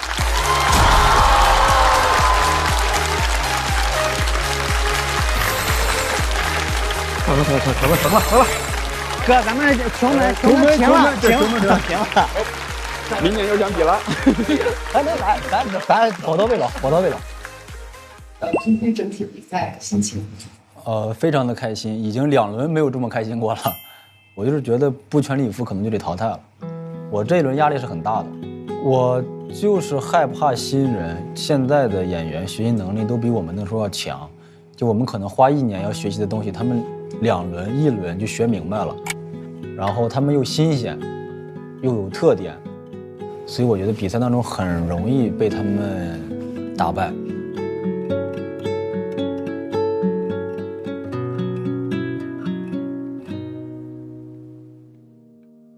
就观众没那么喜欢看我了，这个是我100%能感觉到的。因为行业确实在进步，然后大家技术也在迭代，观众其实看了太多所谓的那种传统的东西，就千篇一律，我已经不那么新鲜了。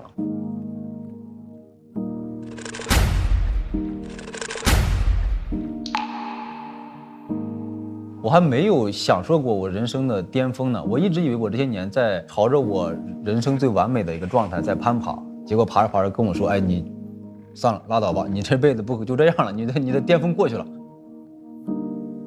但就是你还是对这个事儿有所质疑，你还有点不服，就是我还想再来试一下。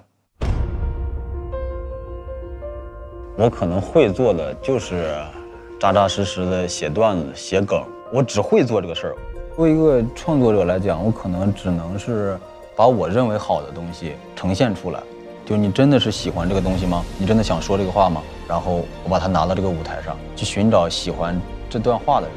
就是我始终觉得你投机取巧，最终这个世界运转客观的规律会惩罚你。一定要玩真的，玩真的就会收获更多。接下来这位演员朋友能不能把这个卦接着开下去？下面这位朋友来自四川，应该说在他走到今天，离不开背后的很多人啊。所以今天这位朋友要跟我们分享一些背后的故事，掌声欢迎贾浩。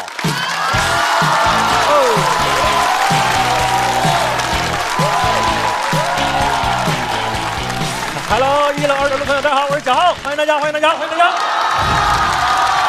辛苦大家了，辛苦大家了，做了很久了啊，坚持一下，坚持一下，因为我看有些朋友已经悄悄拿粉扑补了好几次妆了啊。哎，我第一轮讲的是我学化妆学了1年多的心得体会，播完之后真的有网友私信骂我，说你也有资格聊化妆啊？我以为毛戈平来了。当然也有很多喜欢的观众啊，讲了脱口秀好几年了，一点攒到今天，终于也有了5个自己的微信粉丝群了，5个啊。其实运营很有讲究的，分享给大家很有讲究的。首先我不能用我的微信加了大家在我群里拉，对吧？我是专门请了一个小助理在帮我运营粉丝群，然后那个小助理是我本人。哎，我自己是自己的助理，天助自助者。我5个群，2000多个人，全是我一个一个拉进群的啊！你就知道早几年我有多闲。关键那个微信号是我一个女生朋友送给我的一个多的微信号，是个女号，性别女。所有观众加我的第一句话都是“小姐姐好呀”。我能怎么回？我就嘻嘻。后来就有朋友说有没有可能这个小助理是贾浩请的人啊？马上就有人说贾浩请不起人。终于有一天，有个观众在群里大胆开麦说：“有没有可能这个小助理就是贾浩本人啊？”我把他踢了。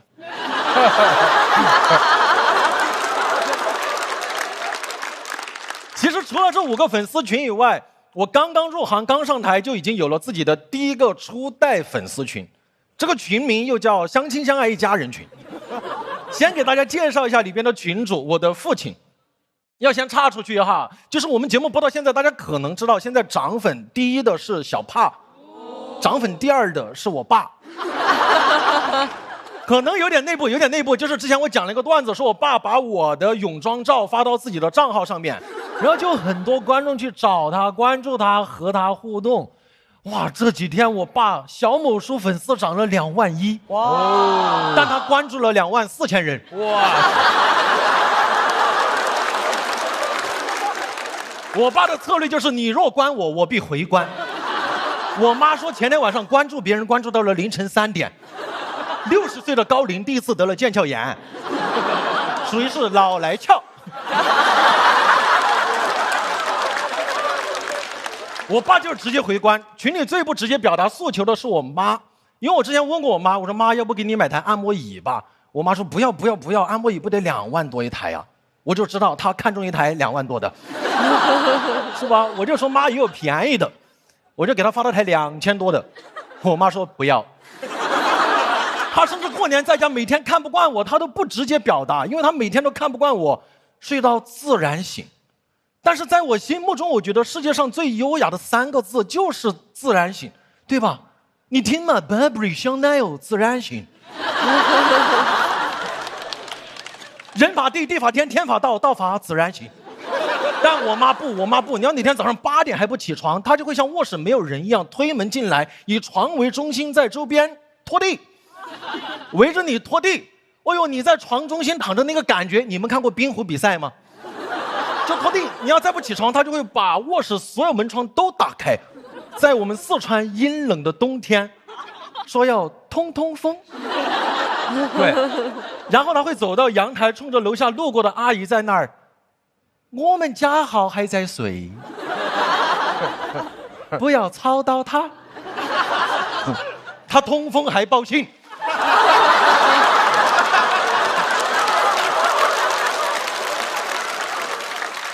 这个群里最承载我童年回忆的是我外婆。因为我小时候暑假每次放假都是寄养在农村外婆家的，所以每次外婆给那个猪煮猪食的时候，就是我和我表妹最期待的时刻，因为真的很好吃。它是用那个红薯红薯叶子还有很多菜叶子在一起煮，很好吃。所以每次喂猪以前，我跟我表妹会先过一遍。那个猪等久了就会扒着猪圈叫嘛，我外婆就会过来叉着腰骂那个猪，吃，就晓得吃。猪听不懂，我听得懂。现在回过头就知道了嘛，当初外婆喂猪那些，我们现在叫沙拉。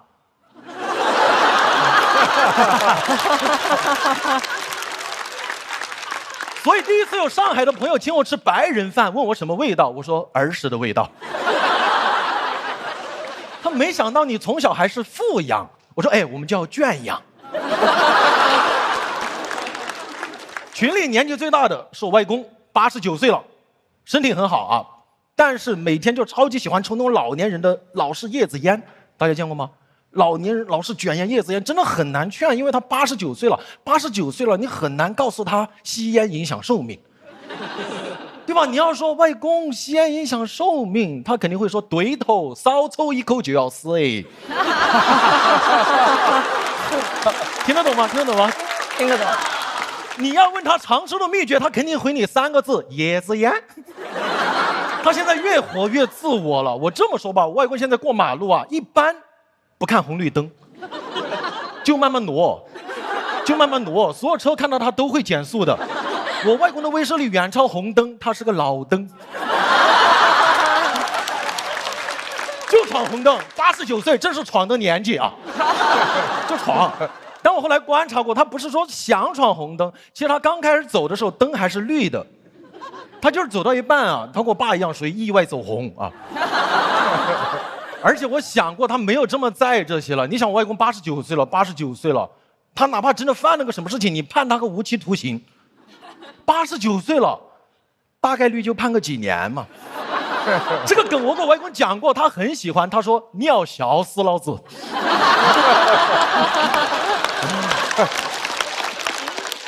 哎，他后面说句四川话，我慢一点说，看大家能不能 get 到。他说：“监狱头没得叶子烟，老子怕拘留4、5天就完了。”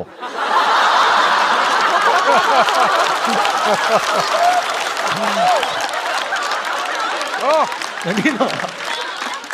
太 keep real 啊！我爸有时候还会拿我外公道德绑架我，我不知道他有没有这种感受。当你外公89岁了，贾浩89岁了，他现在唯独的心愿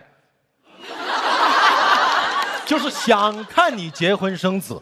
我外公在旁边，我想抽口烟。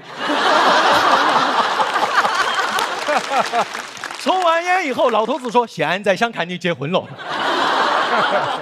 所以我有时候真的在想，我外公89岁，又幽默又能讲地域梗，还不在意评价，有没有可能89岁才是一个脱口秀演员最好的年纪？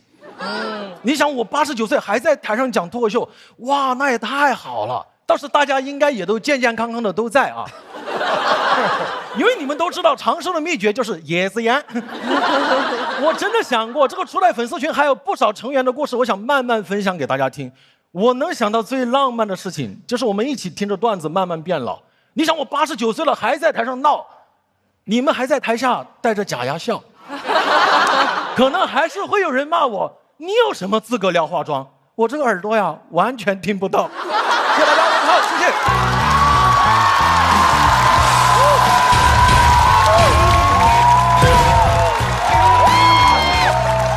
贾浩锁票倒计时。谢谢大家，谢谢大家，谢谢。哇，贾浩，你这一季真的花了很多精力讲自己的家人故事。是的，因为讲了第一个之后，后面的人就开始有意见了啊。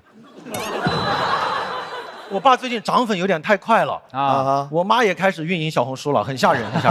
所以其他人都在想红。没有，他们很享受跟网友聊天的那种感受。比方说，我妈她退休了，她在家里没什么事情，如果有人跟她聊会儿天，她就觉得哇，这个让她很开心。而且聊的是儿子，有可能。那不然聊什么呀？没有，我爸会给我，比方说几位领校员，我爸都悄悄就关注你们什么的。他昨天告诉我说四川话，看大家能不能听得懂。他说你晓不晓得昨天李宇春到上海虹桥机场了？他给我讲的，我说你要去接机吗？你看这个干啥？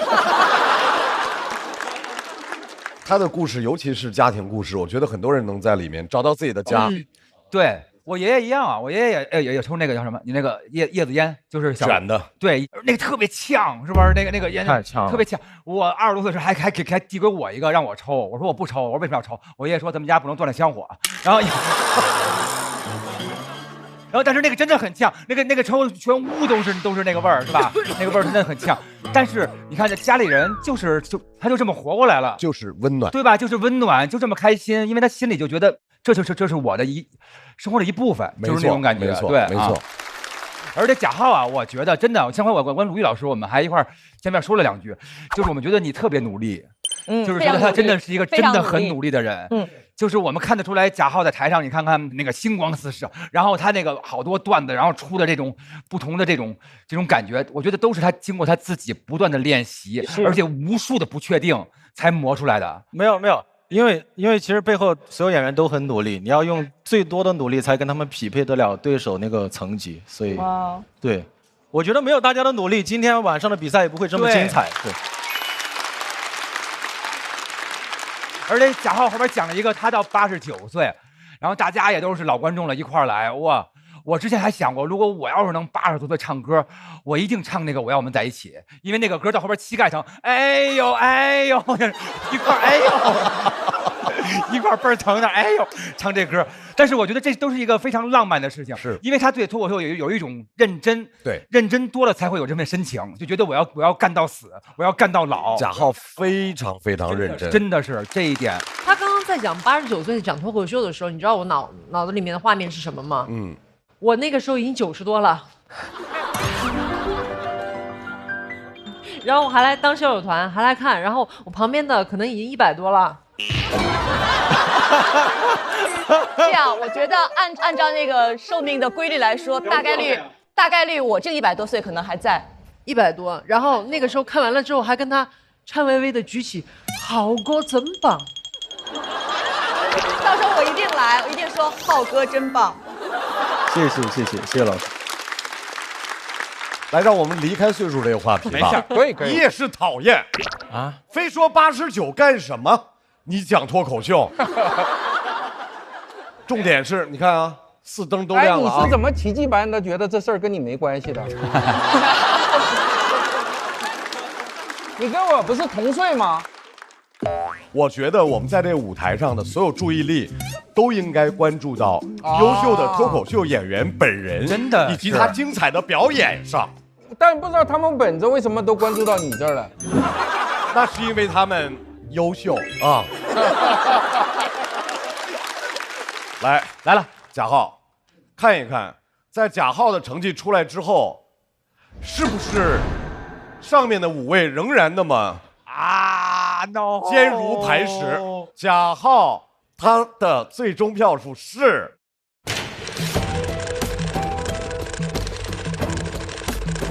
290吧，290吗？哦，反正280以上得有了吧。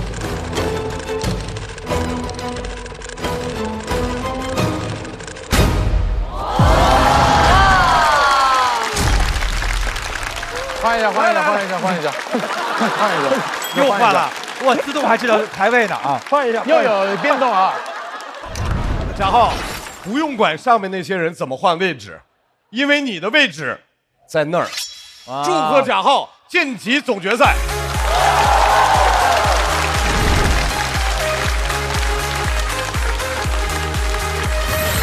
哎呦，朋友们，压力太大了！谢谢，再见了，谢谢。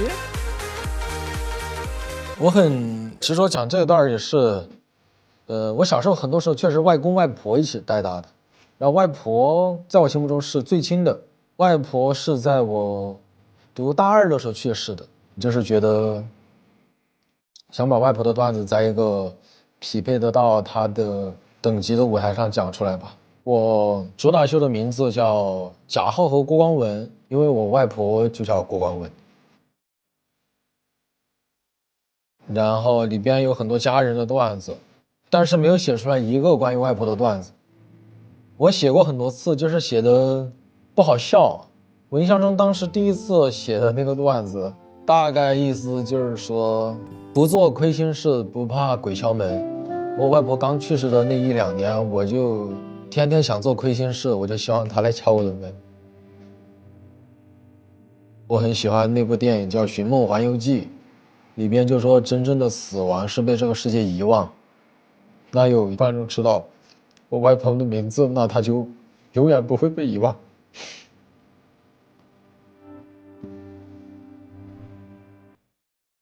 下面要上场的这位演员，我觉得我不用有任何多余的介绍，大家就是多开心、多笑、多鼓励，掌声欢迎毛豆来啦！毛豆来喽！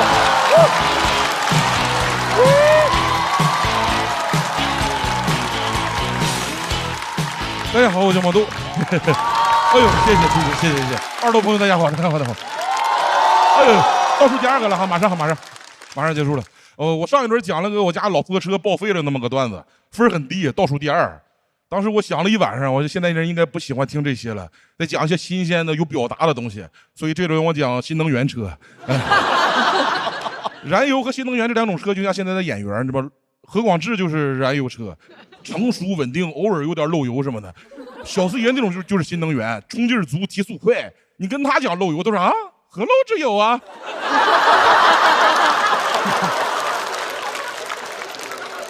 那阵看了很多那种新能源的广告，还是和以前的一样，都是夜晚一个大叔开车在森林里面来回转，然后一个背景音：成功男人的选择，掌控事业与理想。我要是他，我肯定不想什么事业理想，我就想问这山里到底哪块能有充电桩，能不能给我的理想充电？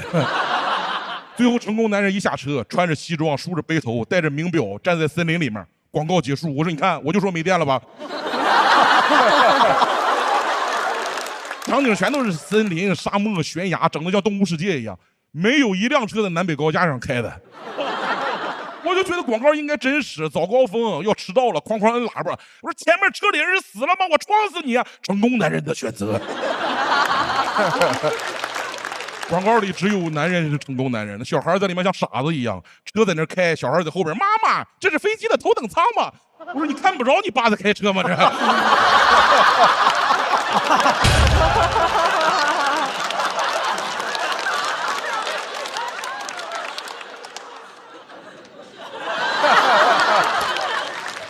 我研究了2月，我爸没车用不习惯，他不又不懂又很着急，打电话说他看中了一款，说这个车这也好那也好，中控屏是那种大连屏，说大连人就得用大连屏。我问他电池电量怎么样，他说太好了，我看了电池太好了，我得有10万伏特。我的老父亲想骑皮卡丘啊，我说10万伏特，我在上海一充电，外滩灯全灭了，东方明珠就剩东方珠了，原因不明。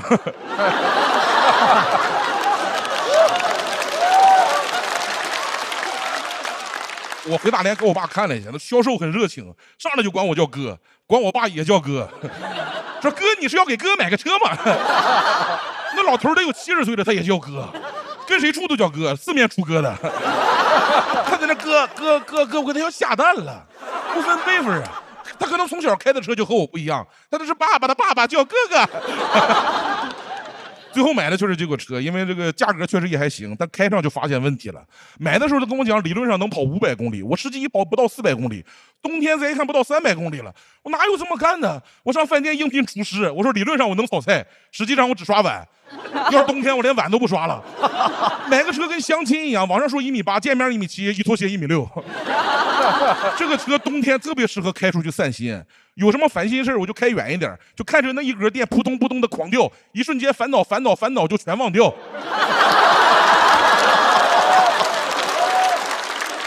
我妈打电话说你上哪去了？我说我离开地球表面了。买完还非得让我加装各种配置，什么零重力座椅，我以为能飘起来呢。就是有个板能让腿抬起来，说是新科技让身体感受不到重量。我这个新科技10几年前我就知道了，你腿一抬起来，双脚就离地了，重力就关闭了，聪明的智商就占领高地了。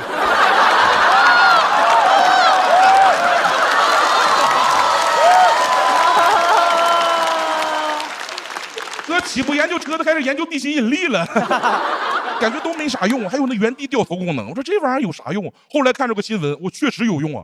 一个车把前面那个车追尾了，然后他原地就掉了个头。后来交警来了说：“你看我这不是追尾。”交警说：“哦，确实，你这个是逆行啊，你这个是。”他还让我花3万加装那个智能驾驶，我经常刷着这玩意儿磕了碰了啥的。他说：“哥，咱这个车机已经达到人类6、7岁的智能水平了。”我说：“你不介绍我还敢让他开呀？6、7岁我一启动，他说：“妈妈，这是飞机的头等舱吗？”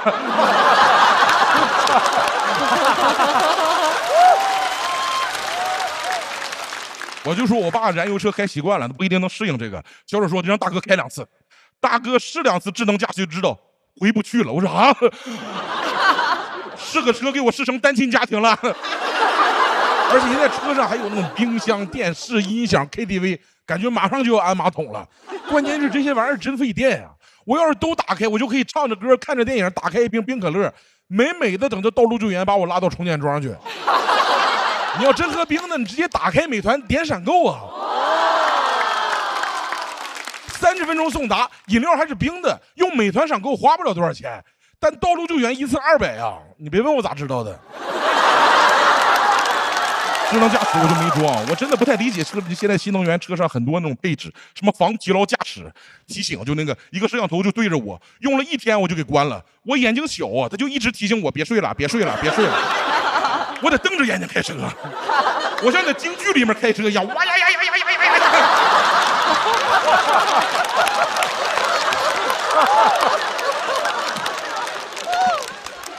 最奇怪就是那个全景天窗，我那夏天也太热了。这玩意儿有啥？这玩意儿除了能第一时间看着鸟屎，还有什么作用啊？看着还够不着。我说什么人需要这玩意儿？开车开一半，突然想起来，哎，我好像一直都在低头赶路，好久没有仰望星空了。好文艺的驾驶员。夏天烫的那个座椅，我一坐上去，它就给我弹起来了。我确实是零重力座椅，我坐在上面有一种坐在市中心的感觉，这边当烫。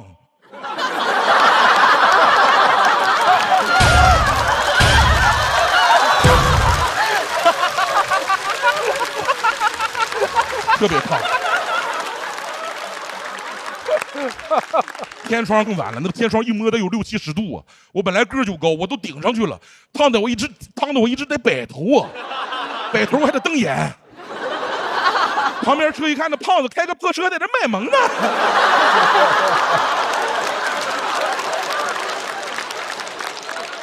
热得我汗都流眼睛里了，我得拿2块毛巾一块擦呀。我都码不了方向盘，我都后悔，我应该买那个智能驾驶啊。而且现在这些新能源车长得越来越像，但每个车企都说自己是最创新的，然后在私下里互相抄袭、互相举报，整得像脱口秀行业一样。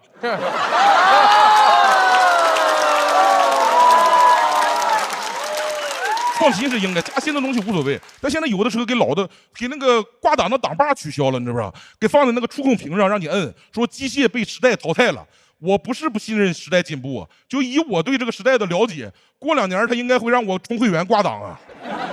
他要是让我看一段30秒的广告才让我倒车，我都不知道是我在倒车还是时代在倒车，你知道吗？完了，开始表达了。有点表达，有点，就点，就一点。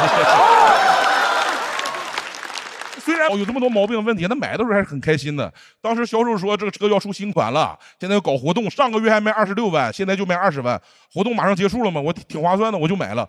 果然第2个月活动结束了，第3个月出新款了，新款15万。还送2万赠品，我那个车2手连10万都卖不上了。我们第1代版本的车上有一行英文叫 First Edition， 当时我还不知道什么意思呢，现在知道了，就先买的是傻嘚儿。我说我提车那天他那么热情，走了哥，再见哥，有空常联系啊哥。现在听起来就是笨蛋，大笨蛋，超级无敌大笨蛋。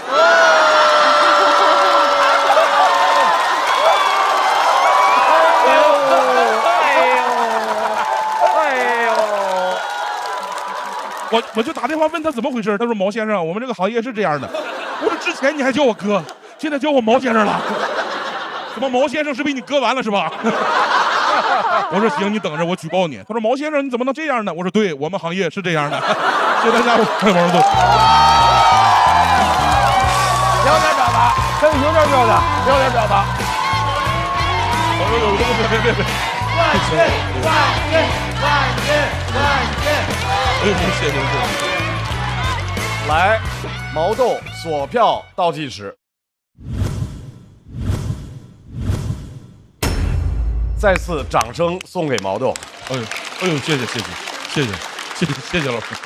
毛豆，刚才你上来就说了，上一轮因为你在讲爸爸的那个老车的故事，说那个分数比较低，那个比较低的分数对你有刺激。其实这整个一季度对我都有点刺激，就是不知道讲啥了，也是有点那啥。素材也是有点干，技术上也是有点干涸。您都讲成这样了，还告诉没有素材没技术呢，哇，真是好！这次哇，这个当唱啊，当唱简直太炸了，好玩极了哇！我现在脑子里面是缺氧的状态，就是刚才笑的，我永远想不到我会在张唱那个梗拍，但它实在太好笑了。而且说明这个烂梗如果做的特别牛，连鲁豫老师都会拍。其实当唱肯定是个烂梗，但这个烂梗太牛了，太牛了。而且如果别人用的话，未必有那个效果，但他跟这个梗放在一起的话，就格外的好笑。浑然一体了，对，是。哎呦，谢谢。但是我觉得，其实我特别理解毛豆，就是他这一季一开始讲到去参观什么木乃伊展的那个阶段，他是明显陷入到他自己一个相对焦虑的创作的一个，可能相对你自己来说比较艰难的一段时间。但是他这一段感觉已经完全轻舟已过万重山。哎呦，谢谢。毛豆这个人比较特殊，是每一场都能炸，我印象里没有不炸的，对。所以大家都说什么轰炸机啊、推土机啊什么的，说这个脱口秀能力。但今天我觉得连文本都是无敌的。虽然你也没试图非要传递什么上价值的东西，而且你上了一下又自己给破掉了，但是那个很可爱，那个点对，非常的精巧，真是无敌的好。对，是我印象里你最好的一次。哎呦，谢谢。哎，我觉得卢老师说的特别对，因为去年那个毛豆老说他到总决赛的时候，就老觉得到第2轮就有一种自我有点感觉差不多了那种感觉，是吧，毛豆？啊，对。但是我们希望今年，一定要加油，好不好？然后到总决赛上也能给我们炸中炸，好不好？特别棒啊，毛豆一定可以的，你相信你自己。哎呦，谢谢了。而且毛豆其实特别超值，你每一场的语速的关系，其实你是别人2倍左右的梗。对，就这个2300字，对。后边也别太实在了，省着点策略。我语速一紧张慢不下来，确实慢不下来。或者像我一样语速快但结巴也能多少一点字儿。对，能源车呀，就是这样也能少点字。来，我们看一看待定区是不是会继续纹丝不动。纹丝不动。他又换了。动起来，动起来。哎，五位，分没出呢。怎么就原地开始换位置了？等一下，动筋骨，他把脸背过去，把脸背过去。来看一下，毛豆会不会让待定区纹丝不动？295、293、96。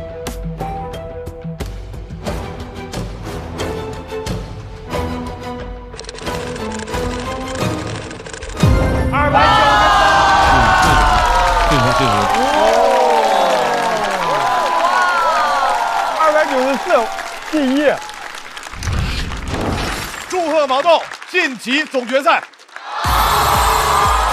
哎呦，谢谢！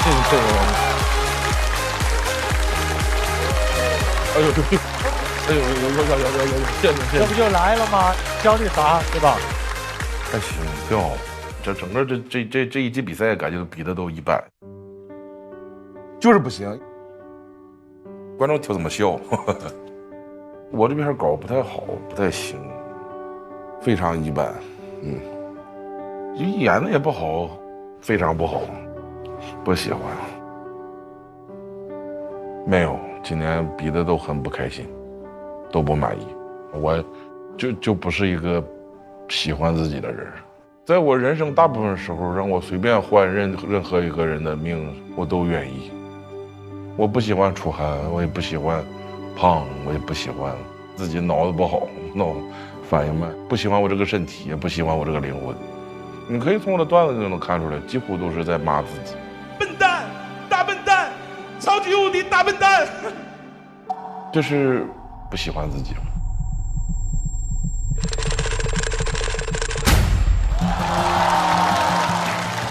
光芒四射的毛豆，闪闪发光啊！大爆发，连文本都是无敌的。轻舟已过万重山。半决赛我，半决赛挺好，半决赛比得好，挺好。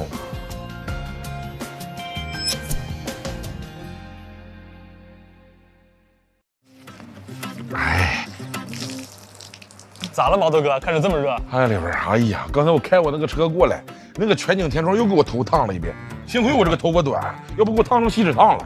你就是买太早了，现在新能源已经进步很多了。啊，现在不搞美容美发了？不搞了，我带你去看看。走。你看，极狐 T1 超大全景天幕，还做了防晒隔热的电动遮阳帘，再也不会烫得你直摆头了。哎，这车行啊，没想到这里面空间这么大，这坐着也很舒服。我先享受享受。哎，你先别急着享受，我还有一句话想说。什么？极狐 T1 大容量，随心开，想去哪儿嗨去哪儿嗨。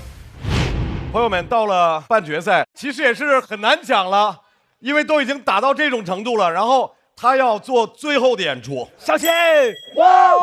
这位朋友，中专就是他观察世界的视角，摇头晃脑是他的表演风格。哎，不押韵啊！他的表演将直接决定待定区是不是就一锤定音。掌声欢迎小齐！小齐！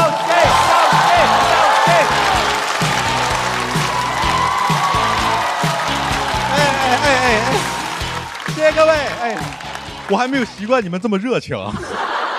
节目不播出了吗？真的有很多评价，有些好评，也有些锐评，说这小子晃得我头晕，跟个迎宾的气球人似的。太有想象力了，朋友们。在大家看来，我的脱口秀就是各位好，我是小齐。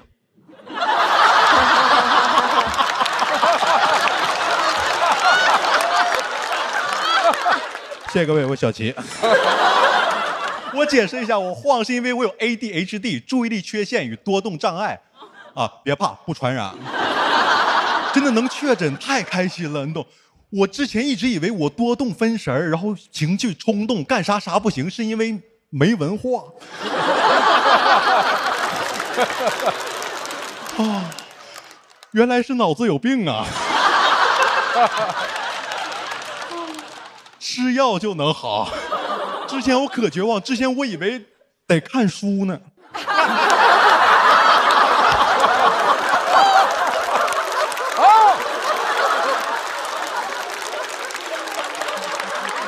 我小时候没人懂 ADHD， 你知道吗？家里就觉得我意志力不坚定，就教我克服困难，就一摔倒，我爸在那儿自己站起来，让我扶你。当时我特别疑惑，就爸，那你为啥要绊我呢？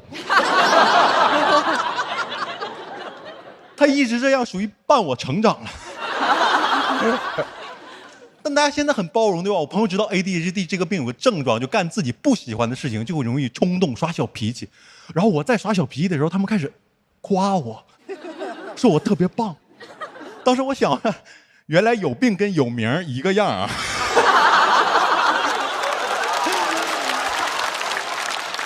我都想再找俩人搞个组合 ADHD Boys。一上来跟着我左手右手一起。喜欢弟弟的粉丝别给我一般见识啊，我是精神病。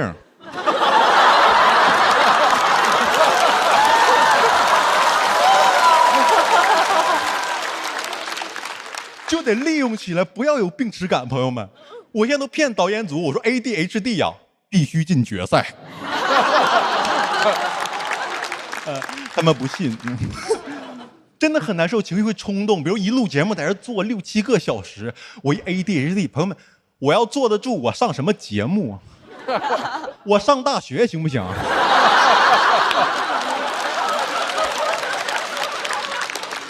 没有情绪了，你懂吗？他们段子我看100多遍了，我还得装着呢。打上。ADHD 还有个问题，就是感兴趣的超级集中，不感兴趣的你知道一点也忍不了。我们干自己不喜欢的事情就死。我小时候一直不理解那些教大家克服困难的故事，你知道吗？就是愚公移山，听过吧？啊，都上过小学。我一直觉得愚公就是一个 ADHD， 他就是爱挖山，不然谁能挺住吧？我觉得可能都有人劝过愚公，说别干这玩意儿，这玩意儿不挣钱。不行，哥们儿有瘾。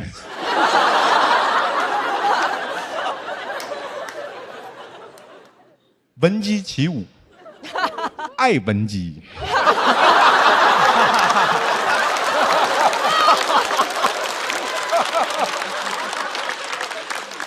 悬梁刺股，爱纹身；后羿射日，爱吹牛。我也有我爱的东西，就是脱口秀。具体点说，就是爱吐槽。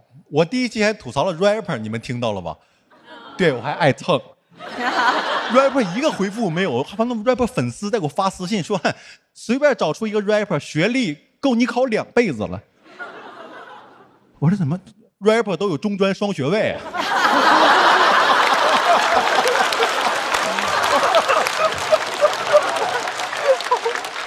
美容美发与汽车修理双修，唱的歌都是开着我的小跑车自己修的。我知道我不该吐槽他们，但我的吐槽都源于爱。我之前特别爱艾弗杰尼，你们认识吧？哦，他当时第一次在说唱节目出现，玩的那种最纯正的西海岸匪帮说唱，特别酷，特别反叛，一上来特别凶，跟个土匪一样。当酒精浸透你的神经。你们也没吃过好的。我特别喜欢这种小狗咬人这个劲儿，你知道吗？感觉有个 rapper 在对着你那种什么，初生狗犊子不怕虎。然后他居然为了上节目出了一首合作的翻唱单曲，叫什么？咱们工人有力量。我当时感觉很冒犯，我正经当过工人。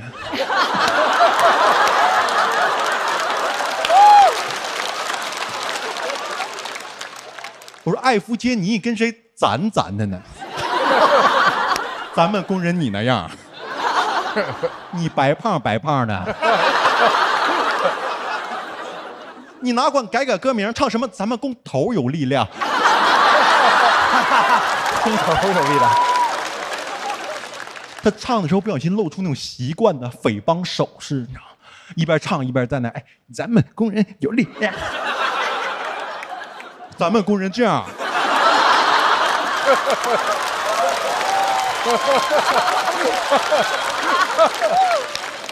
美国工人这样吧？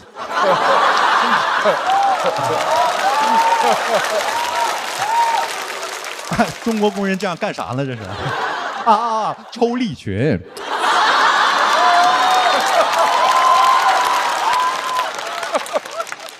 拿着我们的工具电钻，我们工人干活的时候跟 rapper 一个样啊，流水线上干就起范儿了，突然变，我是3工厂的0423 ，AKA 劳动模范，累死，大了3个螺丝。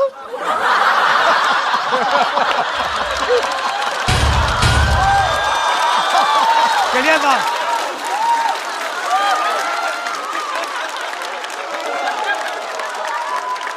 1天50工资。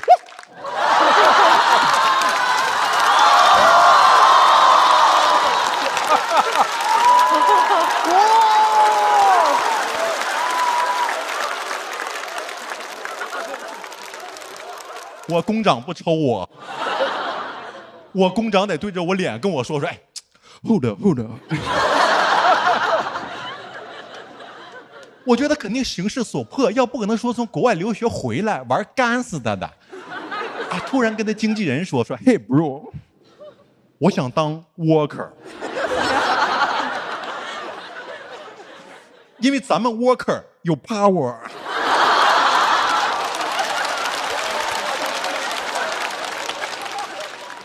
干嘛呀？我特别烦那种一上节目就开始不做自己就开始变形的人，你懂吗？直到我也上了节目，理解他们，成为他们。我之前在线下是那种著名的，你知道，吃不着葡萄说葡萄是转基因的。因为去年选拔没选我，我跟他们一起比赛，然后看着他们线上演员，你知道，干净炸，受欢迎，当时我嫉妒的，你知道，什么时候塌房啊？那导演还问我说：“能看出这种线上线下这种质感的差距哈？这资本家会让人内斗啊！”我当时想，我就装不了，做不到吗？我一 ADHD， 我做不到像他一样线下傻直男好几年一上线说姐妹们，我是个美妆博主啊。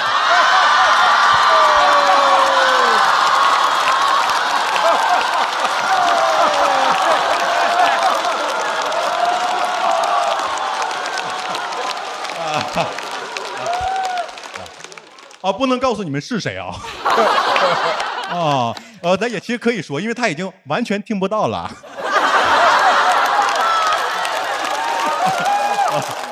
不好意思，线下写的段子，咱也没想到能见面呢。当了1年小黑子，面基了。一见面特别喜欢你，浩哥，特别喜欢你。你是我师傅啊。我见面真的是黑转粉了，你知道，因为我发现他是真爱化妆。这就我喜欢脱口秀的原因。虽然有人不理解，但大家都在做自己喜欢的事情，说自己热爱的话。我知道这篇可能有争议，但没办法，哥们儿有瘾。谢谢各位小齐，拜拜。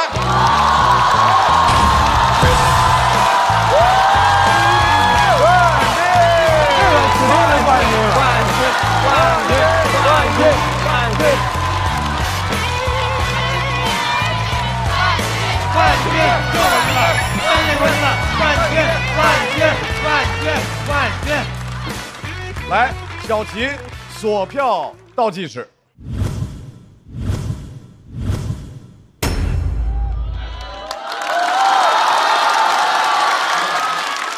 哎，小齐，我问一下，你是骂人真的有瘾是吗？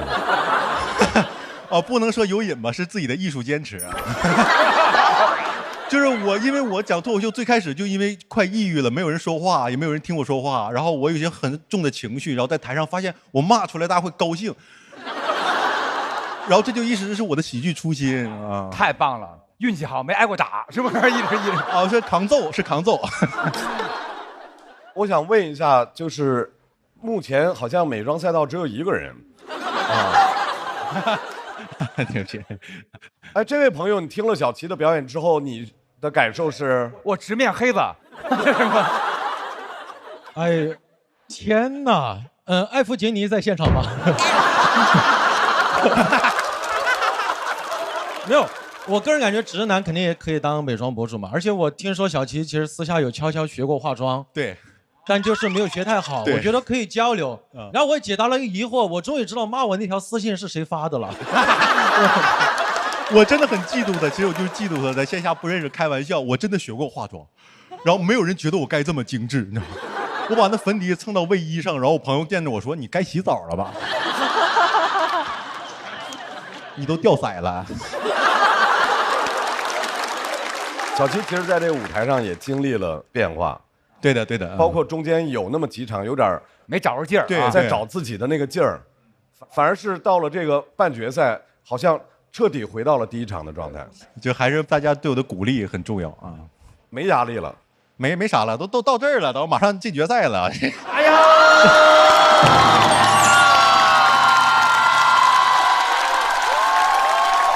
太不尊重我们5个人，这位决赛选手啊，看一看这边的朋友啊。拜拜5个兄弟们啊！拜拜这个6位，他们还有6位啊！不好意思，不好意思啊！我觉得小齐要评价一下小齐的表演吗？我觉得我们的肢体语言是最好的表达，已经好到无话可说。谢谢。那我们看一看，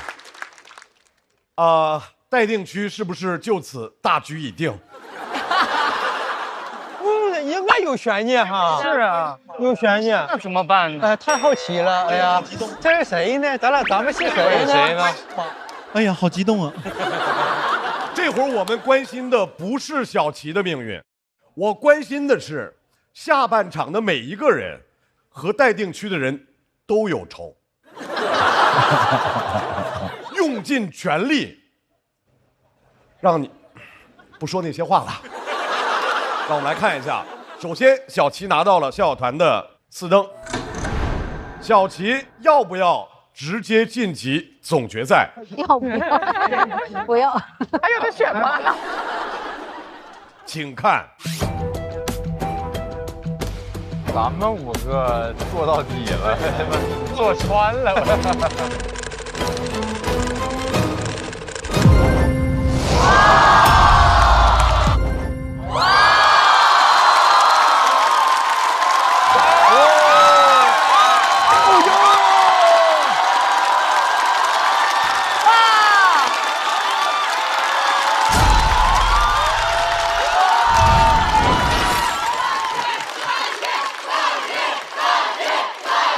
掌声送给小齐，祝贺小齐晋级总决赛。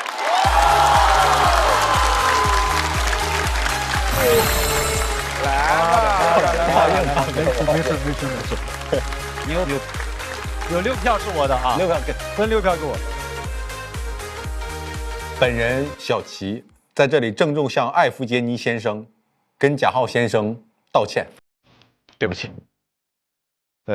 希望你们不要跟我们一般见识啊，就是我真是精神病啊。本人在段子里陈述的观点和态度纯属个人行为，与节目组无关，也不代表平台立场。绝对无意冒犯艾弗杰尼先生跟贾浩先生的名誉权、姓名权以及保护作品完整权啊，顶多有一点不正当竞争啊。如果要提起诉讼的话，希望你们不要诉讼，我求你了。最后要鸣谢一下帮我写这道歉声明的提供的帮助的法务老师孙熙，谢谢了，孙熙，谢谢了。也向艾弗杰尼跟贾浩老师的粉丝一起道歉，我也是艾弗杰尼跟贾浩老师的粉丝，这是真的。那为什么当时会决定在半决赛讲这个？可能有人想当明星，我挺想当小丑的。我觉得小丑会挺快乐的，然后挺有价值的。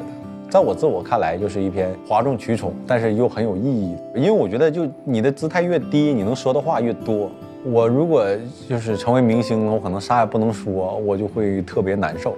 我觉得小丑是可以说一些怪话，观众说我不觉得你是榜样，但你给我带来快乐，我挺喜欢你的，就那种就 OK 了。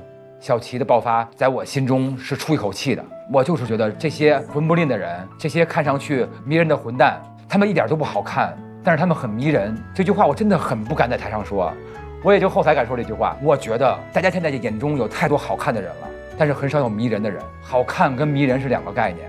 我觉得小齐，然后高寒、小四野这些人是迷人的人，他们并不仅仅是一个好看的人。半决赛的表演已经全部结束了，现在让我们来看一下脱口秀和他的朋友们第2季的年度13到年度18的分别是谁？年度13也太13，因为季业选择了退赛，所以他自动就成为了年度18。季业其实在今年的第1轮节目当中就给我们带来了好消息。比到现在，我们知道脱口秀最小的好朋友已经平安的出生了。季业虽然错过了半决赛，但今年的节目他给我们留下了非常精彩的表演，这一切都是一个幸福快乐的故事。再次恭喜那个男人季业成为年度18名。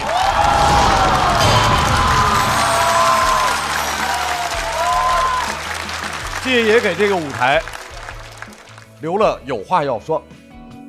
好像你是学习，他在那儿他在现场求婚的。高考也才200，好像你会特别的帅，看爸爸的啊，宝宝，哇，7月19。好像你的人生未满，但不够看看。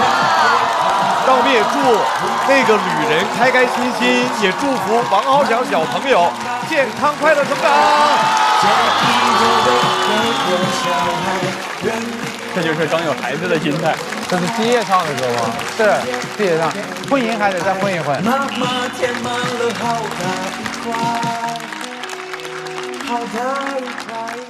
嗨，这个赛季要结束了，然后我感觉这个赛季还挺难忘的，算是带着喜悦来，带着喜悦走的。我马上要当爸爸了。一切为了孩子。最重要的感谢的还是我老婆，因为这一赛段就是跨越了她的预产期，包括哺乳期，是整个覆盖了她生育的整个流程的，而且她在生产的过程中也是特别的辛苦，她也会自己鼓励自己，我没问题，我一定能把这孩子生下来，孩子生下来我就好好让他享受这个世界，享受这个世界的爱。我买花了，我在外面等着呢。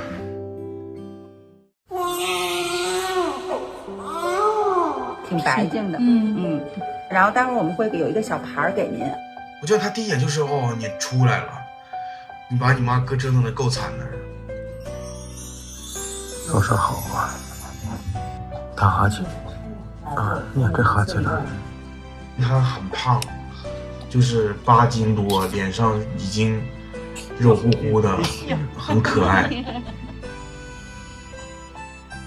They so happy. For the life early, I worked in the garden. 3本发音，孩子很喜欢，睡得很踏实。好想爱这个世界这句话，它代表了一种积极的心态吧。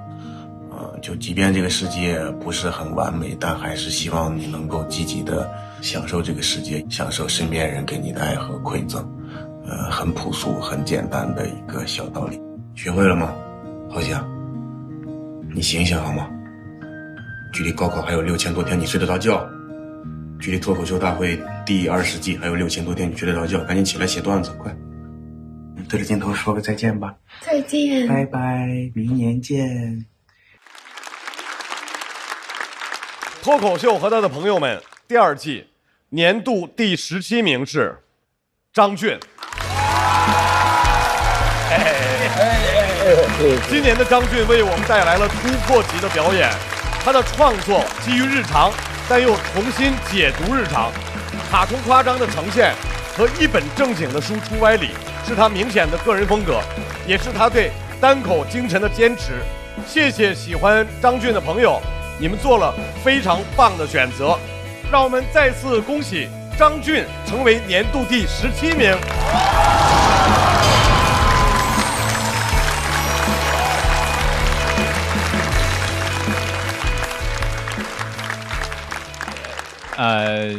这是我第2轮的时候写的淘汰感言，我先念一下。我写段子其实是个比较费劲儿的事，因为我经常需要花好几周才能够改出一句话出来，然后我需要审视段子里边的逻辑啊，还要审视我自己会不会这句话太傲慢，那句话会不会太狭隘了。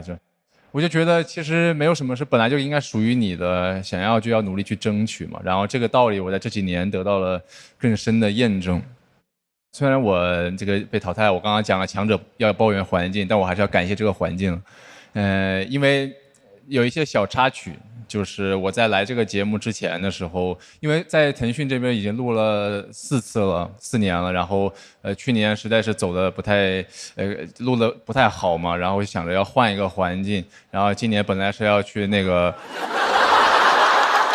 本来是想换个环境试一下人挪活嘛，然后对面节目没有坚持要我，然后这边节目也没有坚持要送我走，所以我就觉得，但我在这边还是收获了一个非常非常愉快的一个旅程。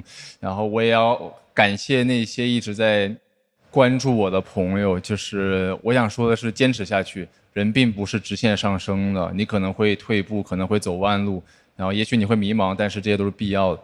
因为我很爱干这个事儿，我就喜欢让别人开心，然后我很爱干，每次演出完我都会跟观众说，我说希望你们度过了一个愉快的夜晚。但我后面有一句话，因为过于肉麻，我没有直接说，我说其实你们也让我度过了一个非常愉快的夜晚，我谢谢你们。最后这样，如果你有天赋的话，我觉得你就努力去兑现它。如果你发现自己没有天赋，但做这件事情让你很快乐，你就去做。最后我有一些人需要感谢一下，首先是节目的编剧袅袅海源、孟川程璐、放放六件套、罗哥、小马博洋，他们都非常好，谢谢你们，谢谢你们。名字有点多啊，等我一下，这是奥斯卡来的。我的好朋友张彩玲，然后孙书恒、雪冰、小罗、TXT 啊，对，然后还有建国，然后豆豆、大狗，他们都帮我 Seven 大老王、陈述、小帕，以及最后我要感谢福州福利社的 Jerry， 他给了我非常多的鼓励。保持谦虚，保持进步，保持敏锐，保持感恩。谢谢大家，我是张俊。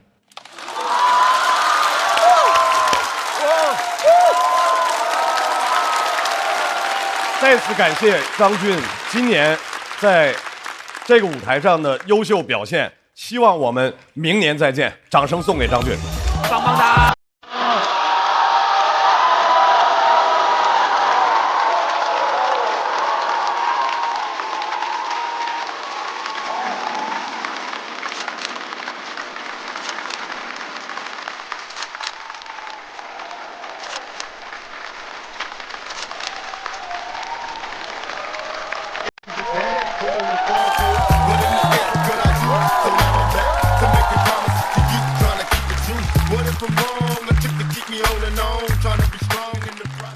我没有那么贪心，就是在我最喜欢的段子里边获得了最好的认可，这是我觉得值得的事情。一季能有这么一个高光的时刻，对于我来说就够了。那你还会想要再获得这样的时刻吗？会啊，我会一直追求这样的时刻。他坐在后面抱怨：“我可是全国双一流驾校毕业的。”我想对过去几个月的我说，张俊，你不是一个能停下来的人，停下来的时候你会很累的，所以你不如就往前跑就好了。凌晨3点，我在河北的一片大地上跑步，开始下雨了，打雷了。我已经听见几十个人跟我喊加油了。哎，谢谢。我想问的是，灵感之神会不会一直眷顾我的好朋友韩大狗？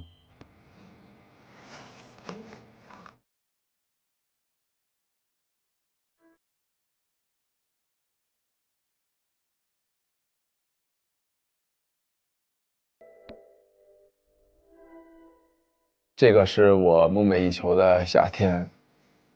这个夏天我过得非常开心，非常开心。观众朋友们会一直看我，明年再见吧。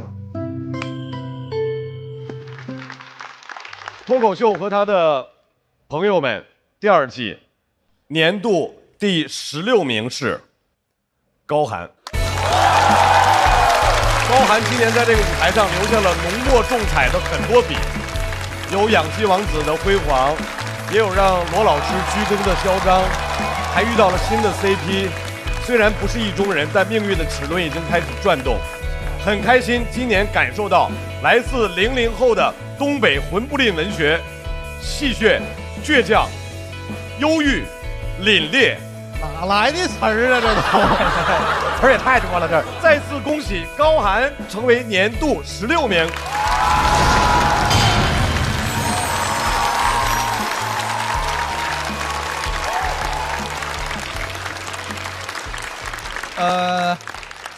这个舞台给我的已经够多了，所以我啥也不说了，我接着走，拜拜，朋友们。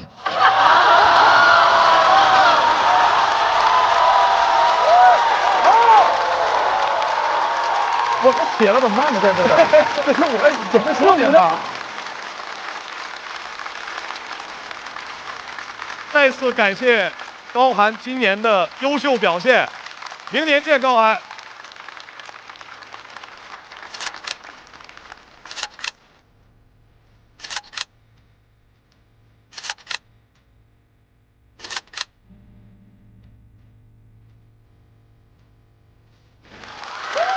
走了，走了。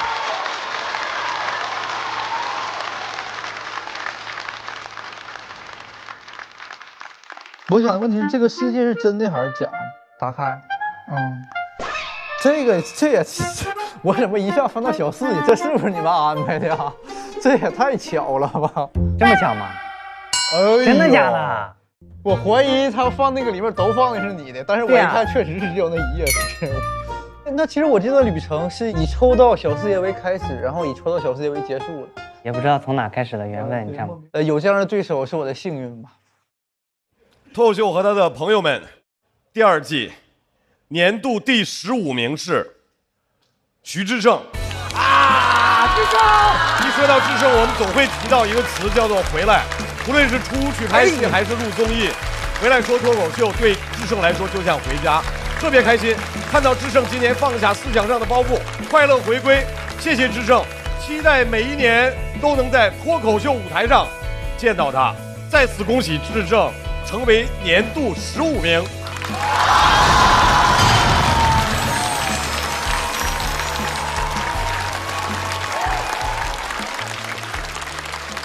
哎呀，挺好，挺好，朋友们，我给大家说，我经历过这种开场被淘汰的这种感受，就是我第1年来参加脱口秀的时候，就是那个选拔赛，我就是开场然后被淘汰了，然后走了4年的上坡路，所以说今年又是这样的情况，又有4年的上坡路要走呀，朋友们。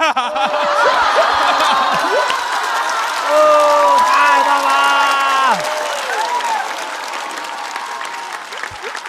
哎呀，真的，来这里就是非常非常开心，也非常非常享受这个舞台。来这里虽然有点累，也有点就是可能表现没那么好，有点失望，但我其实在整个过程中都是非常非常开心，然后享受在这里的每一刻。然后，我为啥非得留下来说点呢？因为我不感谢不行呀，因为这都是一群陪我写稿写到5点的朋友们，谢谢。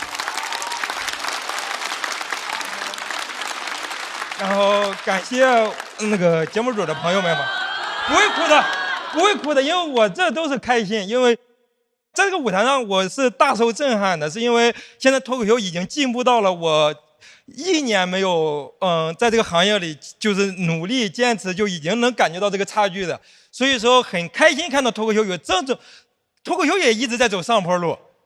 真的，所以说我希望脱口秀能跟着所有的观众咱们一块走上坡路，越来越开心。谢谢大家，我是智胜。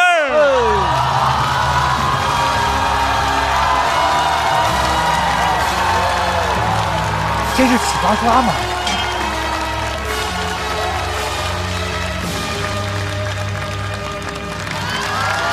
感谢智胜带给这个舞台的一切，智胜明年见。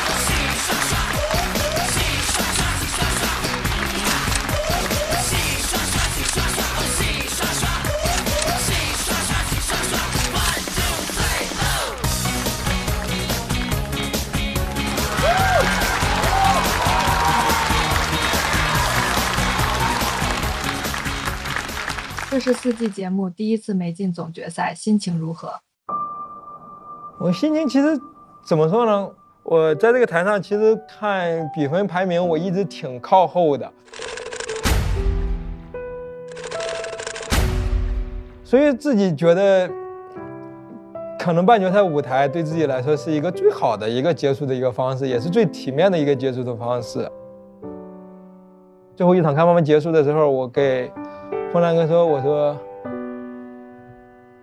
我感觉这里才是结束。”把奖这里谢大家。而这个地方其实更多的是告别。你最后留给舞台的话是什么？开心啊！我真心觉得就是开心啊！我这一路走来都是在开心的，都是在收获的。让我们有请下一位徐志胜。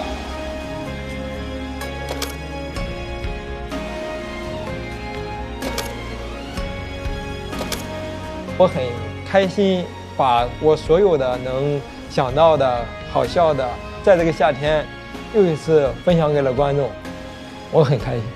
可能没让很多人开心，但至少让一部分人开心。这一小部分就是我这次脱口秀和他的朋友们的意义所在。我喜欢还能够给大家开心快乐的自己。可以给自己留一句话吗？你应该是让一些人笑了。脱口秀和他的朋友们第2季年度14名是哈哈草，是吧？说唱受的伤，他用脱口秀来疗愈。虽然在新说唱的舞台没有拿到链子，但人生从不掉链子。哈哈草，我们爱你的段子，也爱你的音乐，爱你对世界柔软的触觉，爱你用幽默拥抱生活。我们就是你的底气，请继续闪耀。好，谢谢。敷衍你，哎，开心。再次恭喜哈曹成为年度14名。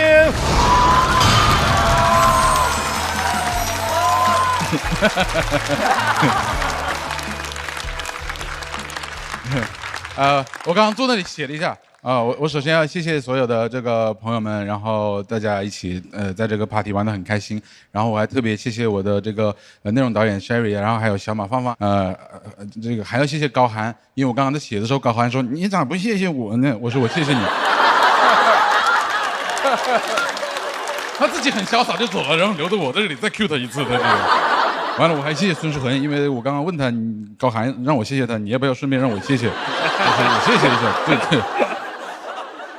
还有，然后我单独谢谢一下，就是我谢谢我家里面人，因为我这个出来比赛嘛，然后我的爱人带小孩子也挺累的，然后我的堂妹，我小孩的姑姑，小姑姑，她会经常就是在我家帮我带小孩，然后经常发那个视频啊什么的。每天夜里在上海，我想家了，我就看看孩子，然后就是我很喜欢脱口秀，然后我更喜欢这个朋友们，跟认识很多朋友很开心。谢谢漫才，希望漫才能够加油，然后还谢谢那个志胜啊、张俊，就是跟你们一起淘汰，就是很有面子。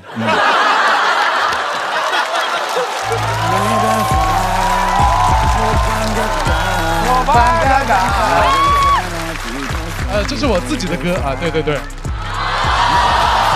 位重要提示：哈曹的专场长沙彭于晏巡演仍然在进行，希望大家在现场感受到哈曹的舞台魅力。感谢哈曹，明年见。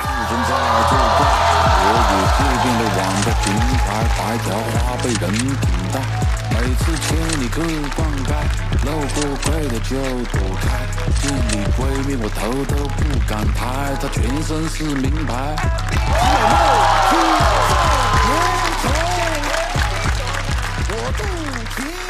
3、2、1，我要退赛。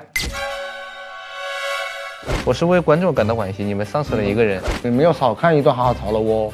哎，我受不了，他走，我退赛。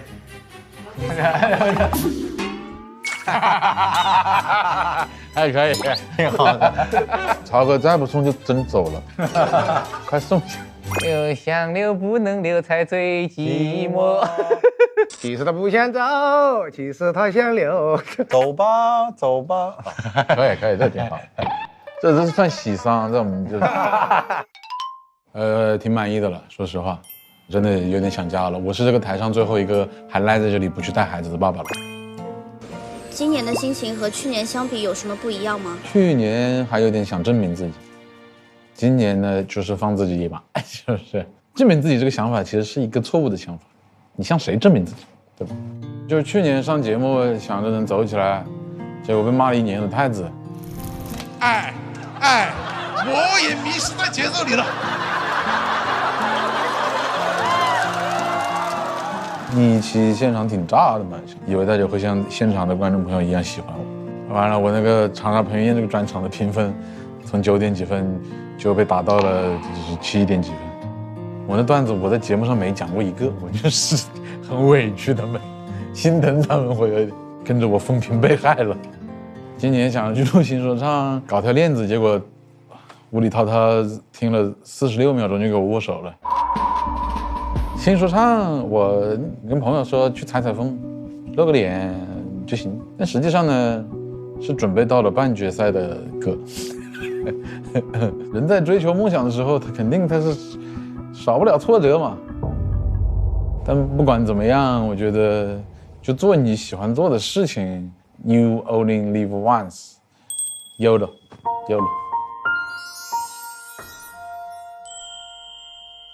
对吧？不要后悔嘛。生活它可能就藏在那个拐角，可能冲出来给你一拳，可能也冲出来给你一块糖吃。欢迎大家来长沙彭于晏这个专场，我街头的一面。这趟旅程最想感谢谁？我最想感谢我的爱人吧，就是她一直鼓励我，辛苦吴珊珊女士了，真是一个人在家里面带孩子，马上回来，明天。等你看到这个片子的时候，我就在你边上了。辛苦了，哈哈曹，忘了谢谢你了。你像个战士一样撑到了最后一刻，respect。好，谢谢，谢谢，谢谢，谢谢。哈哈曹最牛，哈哈曹最厉害。跟哈哈曹接触过的人，无论是台上还是台下，所有人都觉得他特别好。哈哈曹加油！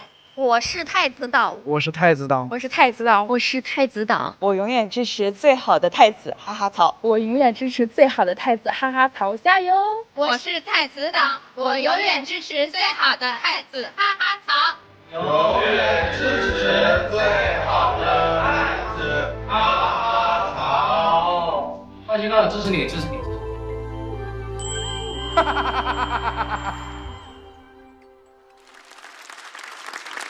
脱口秀回答的朋友们，第2季年度第13名是孙书恒。孙书恒是深耕线下8年的宝藏演员，用奇思妙想和调火慢炖的节奏，絮絮叨叨的声讨这个荒谬的世界。他的表演像当代青年的精神 CT， 照出普通人的焦虑、无奈、善良、真诚。他是脱口秀的里子。如果你想看点不一样的，孙书恒可能就是最优解。孙书恒盼望和大家更多的线下相见。再次恭喜孙书恒成为年度第13名。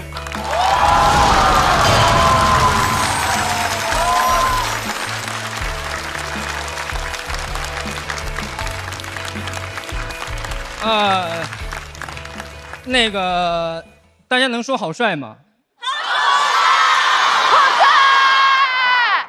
谢谢，这是我妈妈的作品，我会向你们传达你们对她的喜爱。谢谢大家，谢谢大家，再见。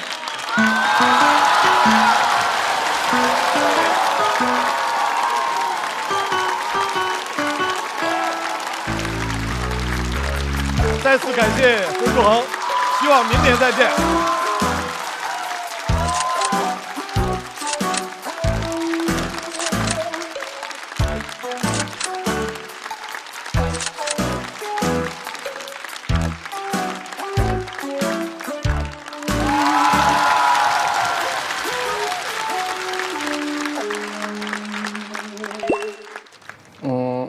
就是有人适合，有人不适合嘛。我就是不适合那个人。我感觉一直在过家家。我这裤子吧，它拖地，你知道吗？我这就是它不利落。今年28岁了，穿这衣服有点老来俏的感觉了，朋友们。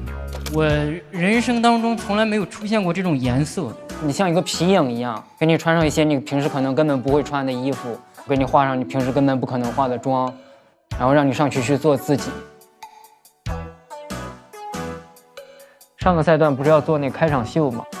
我有一把电吉他，从来没有上过大舞台，他第一次上大舞台，然后那个 DI 盒怎么也插不进去，就是那是把很好的琴，但它就是接不进节目组的音箱系统里。我就是那把电吉他。我不是一个真正的成年人，我在扮演一个成年人。你为什么不穿鞋啊？为了要自由，穿牛仔裤我也要穿拖鞋，这是我的一个坚持，就是我身上至少有一个地方是放松的。然后我今天是选择了一个全世界单口喜剧演员近几千场、几万场、几十万场演出当中测试出来的一个最合适的服装，就是黑 T 恤加牛仔裤。我是一名诗人，给大家带来一首诗朗诵。线下的他更野、更狂，超 life 型的演员。他就是个特别艺术家和有自己追求的一个人，对待脱口秀非常认真、非常用心的演员。他是我心中最符合单口喜剧精神的人。我现在离成为一个萨克斯大师就差吹响了，我跟你说。你最后还有什么想说的？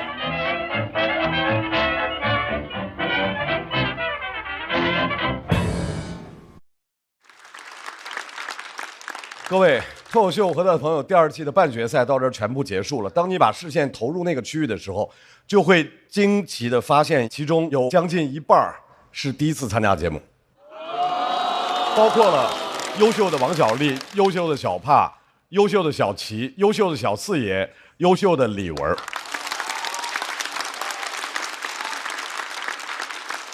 太高兴了，脱口秀舞台上的新鲜血液不断。各位，美团闪购神速晋级快人一步。接下来我们来看一下本场晋级名单。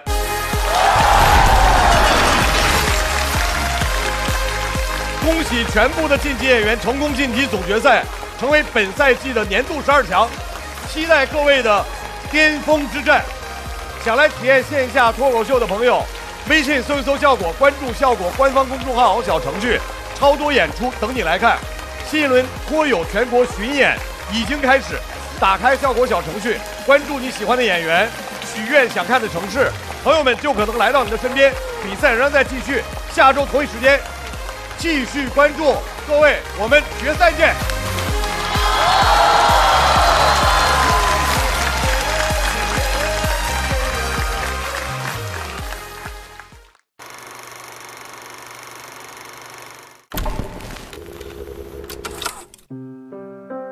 偶尔我就觉得自己说话非常没有意思，你会觉得自己这个言语无味，面目可憎。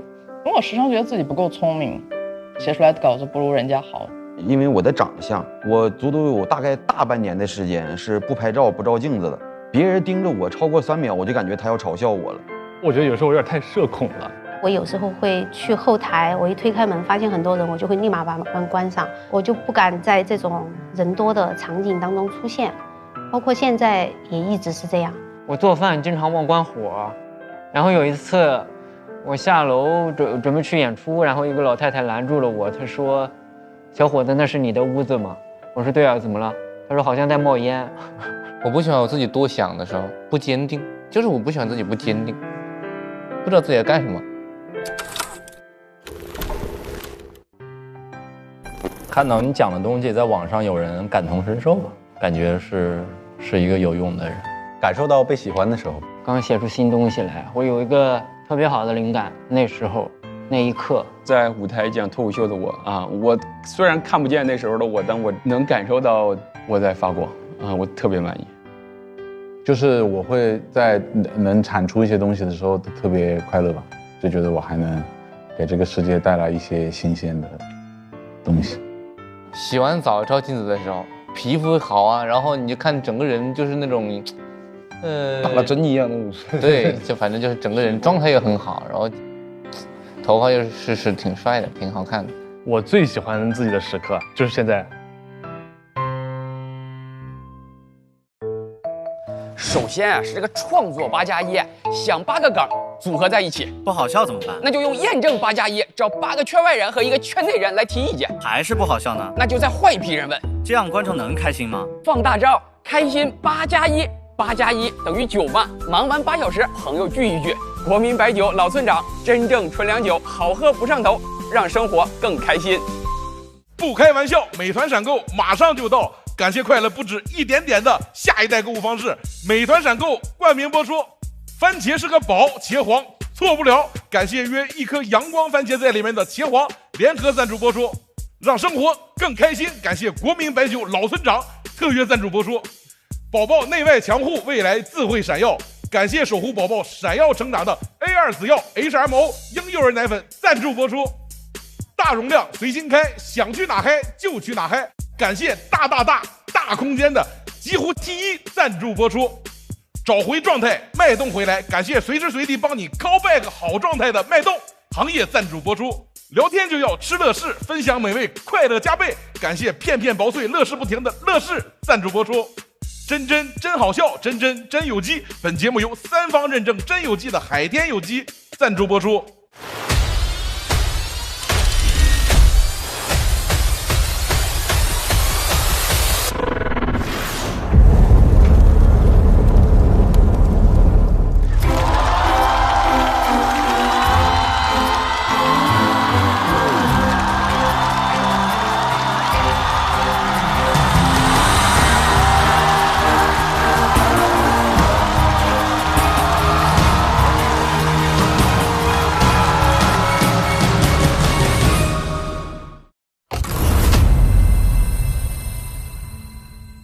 欢迎大家来到朋友们和他的脱口秀第2季。我们今天的主题是内娱脱友来了。我要给中华语乐坛洗牌。哎，你们有出歌吗？他有出的歌。是否爱我就是乏味不堪？离开，因为紧紧不想纠缠。好听，好听，好听。浩哥感受怎么样？有点劫后余生的感觉。我愿意让贾叔叔评论我。我也愿意啊。你们有点蹭他热度了。游戏环节到认同式大赛。沈腾，关晓彤，杨紫，辣目洋子。不是把名字补全了就算你对吗？李玟你也说说话呀！我不认识。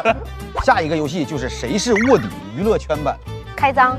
小卖部，辛苦。你抽了一张扑克吧你。决赛能不能直接给他淘汰？当你不是卧底的时候，大家都以为你是卧底，这个是最可怕的。不是，这不是他们自己傻吗？我说的是对的，你总投我干什么？凭感觉投吧。3、2、1。你们是不是有病？急了。欢迎来到遇见他们，这是一场我和脱口秀女演员们的走心畅谈。成长过程当中，谁对你影响特别深？我现在回想起来，会有很多的角色，有好的影响，也有坏的影响。不同代际的影视坐标，毛尖老师绝对就是行走的 DeepSeek。经常也会有朋友问我，他说：“哎呀，你们写影评的很惨哦，看的时候是不是经常要记台词啊？”这种孩子没有那么用功啊，也不可能就是这么对自己刻薄。我最喜欢的名场面，乔峰、段誉和虚竹在天下英雄面前义结金兰，这也太美了吧！这个白娘子，她怎么能这么厉害，又这么美？她美到我想成为许仙。经典角色的共鸣时刻。你童年的某种对于男性的审美，其实源于某一个角色。我那时候觉得我是张无忌来着，就是上大学以后，我了解到哦，我是那个女朋友的时候，我张无忌不太行。我特别希望我去演的一部电影《红衣少女》，那是打开我的一个世界。刻板大女主吐槽大会，一旦变成大女主，你就全部做的是好人好事了，把女主弄得就太无所不能了。张瑞芳老师脸，我觉得很好看。周芷若一发脾气，就她的美甲也变长了。赵敏就是为了爱放弃了她的一切。如果一个女性这么优秀，她需要特别的委曲求全，才能够获得某种幸福。女性真的要做到什么程度，你才能够被大家看到、记住？岁月不败美人，但是是不是岁月也不败这样的一些二货？他们一直屹立在这个喜剧舞台上。我其实不太认同什么岁月从败美人，我觉得美人是最焦虑的。还好不是美人，还好不是美女，都觉得松了一口气。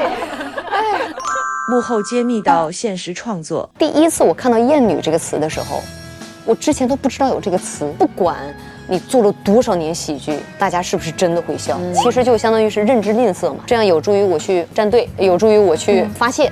一旦简单下来，其实就是危险。我会很持续的担心我没有达成别人的期待，是要先成为国际巨星才能拥有这么平凡的爱情吗？就是那我要怎么办呢？是时候上台讲脱口秀了。不开玩笑，美团闪购马上就到，感谢30分钟好货到手的美团闪购冠名播出。番茄是个宝，茄皇错不了，感谢约一颗阳光番茄在里面的茄皇联合赞助播出，让生活更开心。感谢国民白酒老村长特约赞助播出，96倍乳黄金续航母源自护力，感谢 A2 紫药 HMO 奶粉赞助播出。大容量随心开，想去哪儿嗨就去哪儿嗨，感谢大空间的极狐汽车 T1 赞助播出。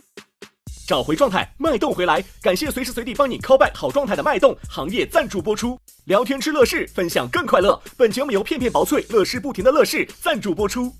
真好笑，真有机。本节目由3方认证真有机的海天有机赞助播出。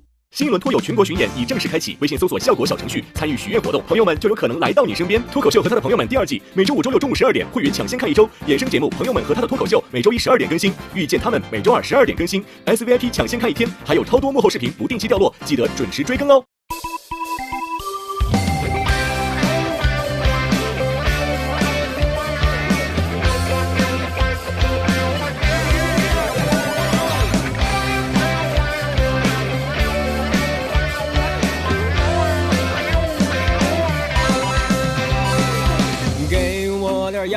阳光我就灿烂，给个破框，我就能下蛋。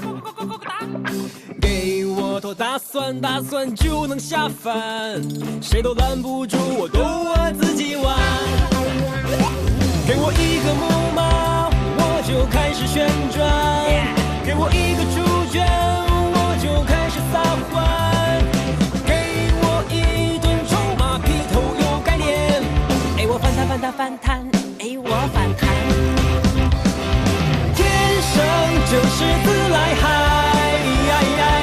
原因留给别人猜，管他该来不该来，心不菜就不该打不败。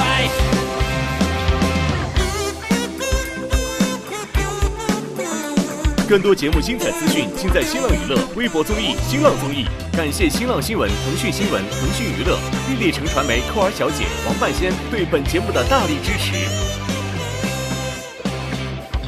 给我的颜色，我偏不看，给包鲜艳。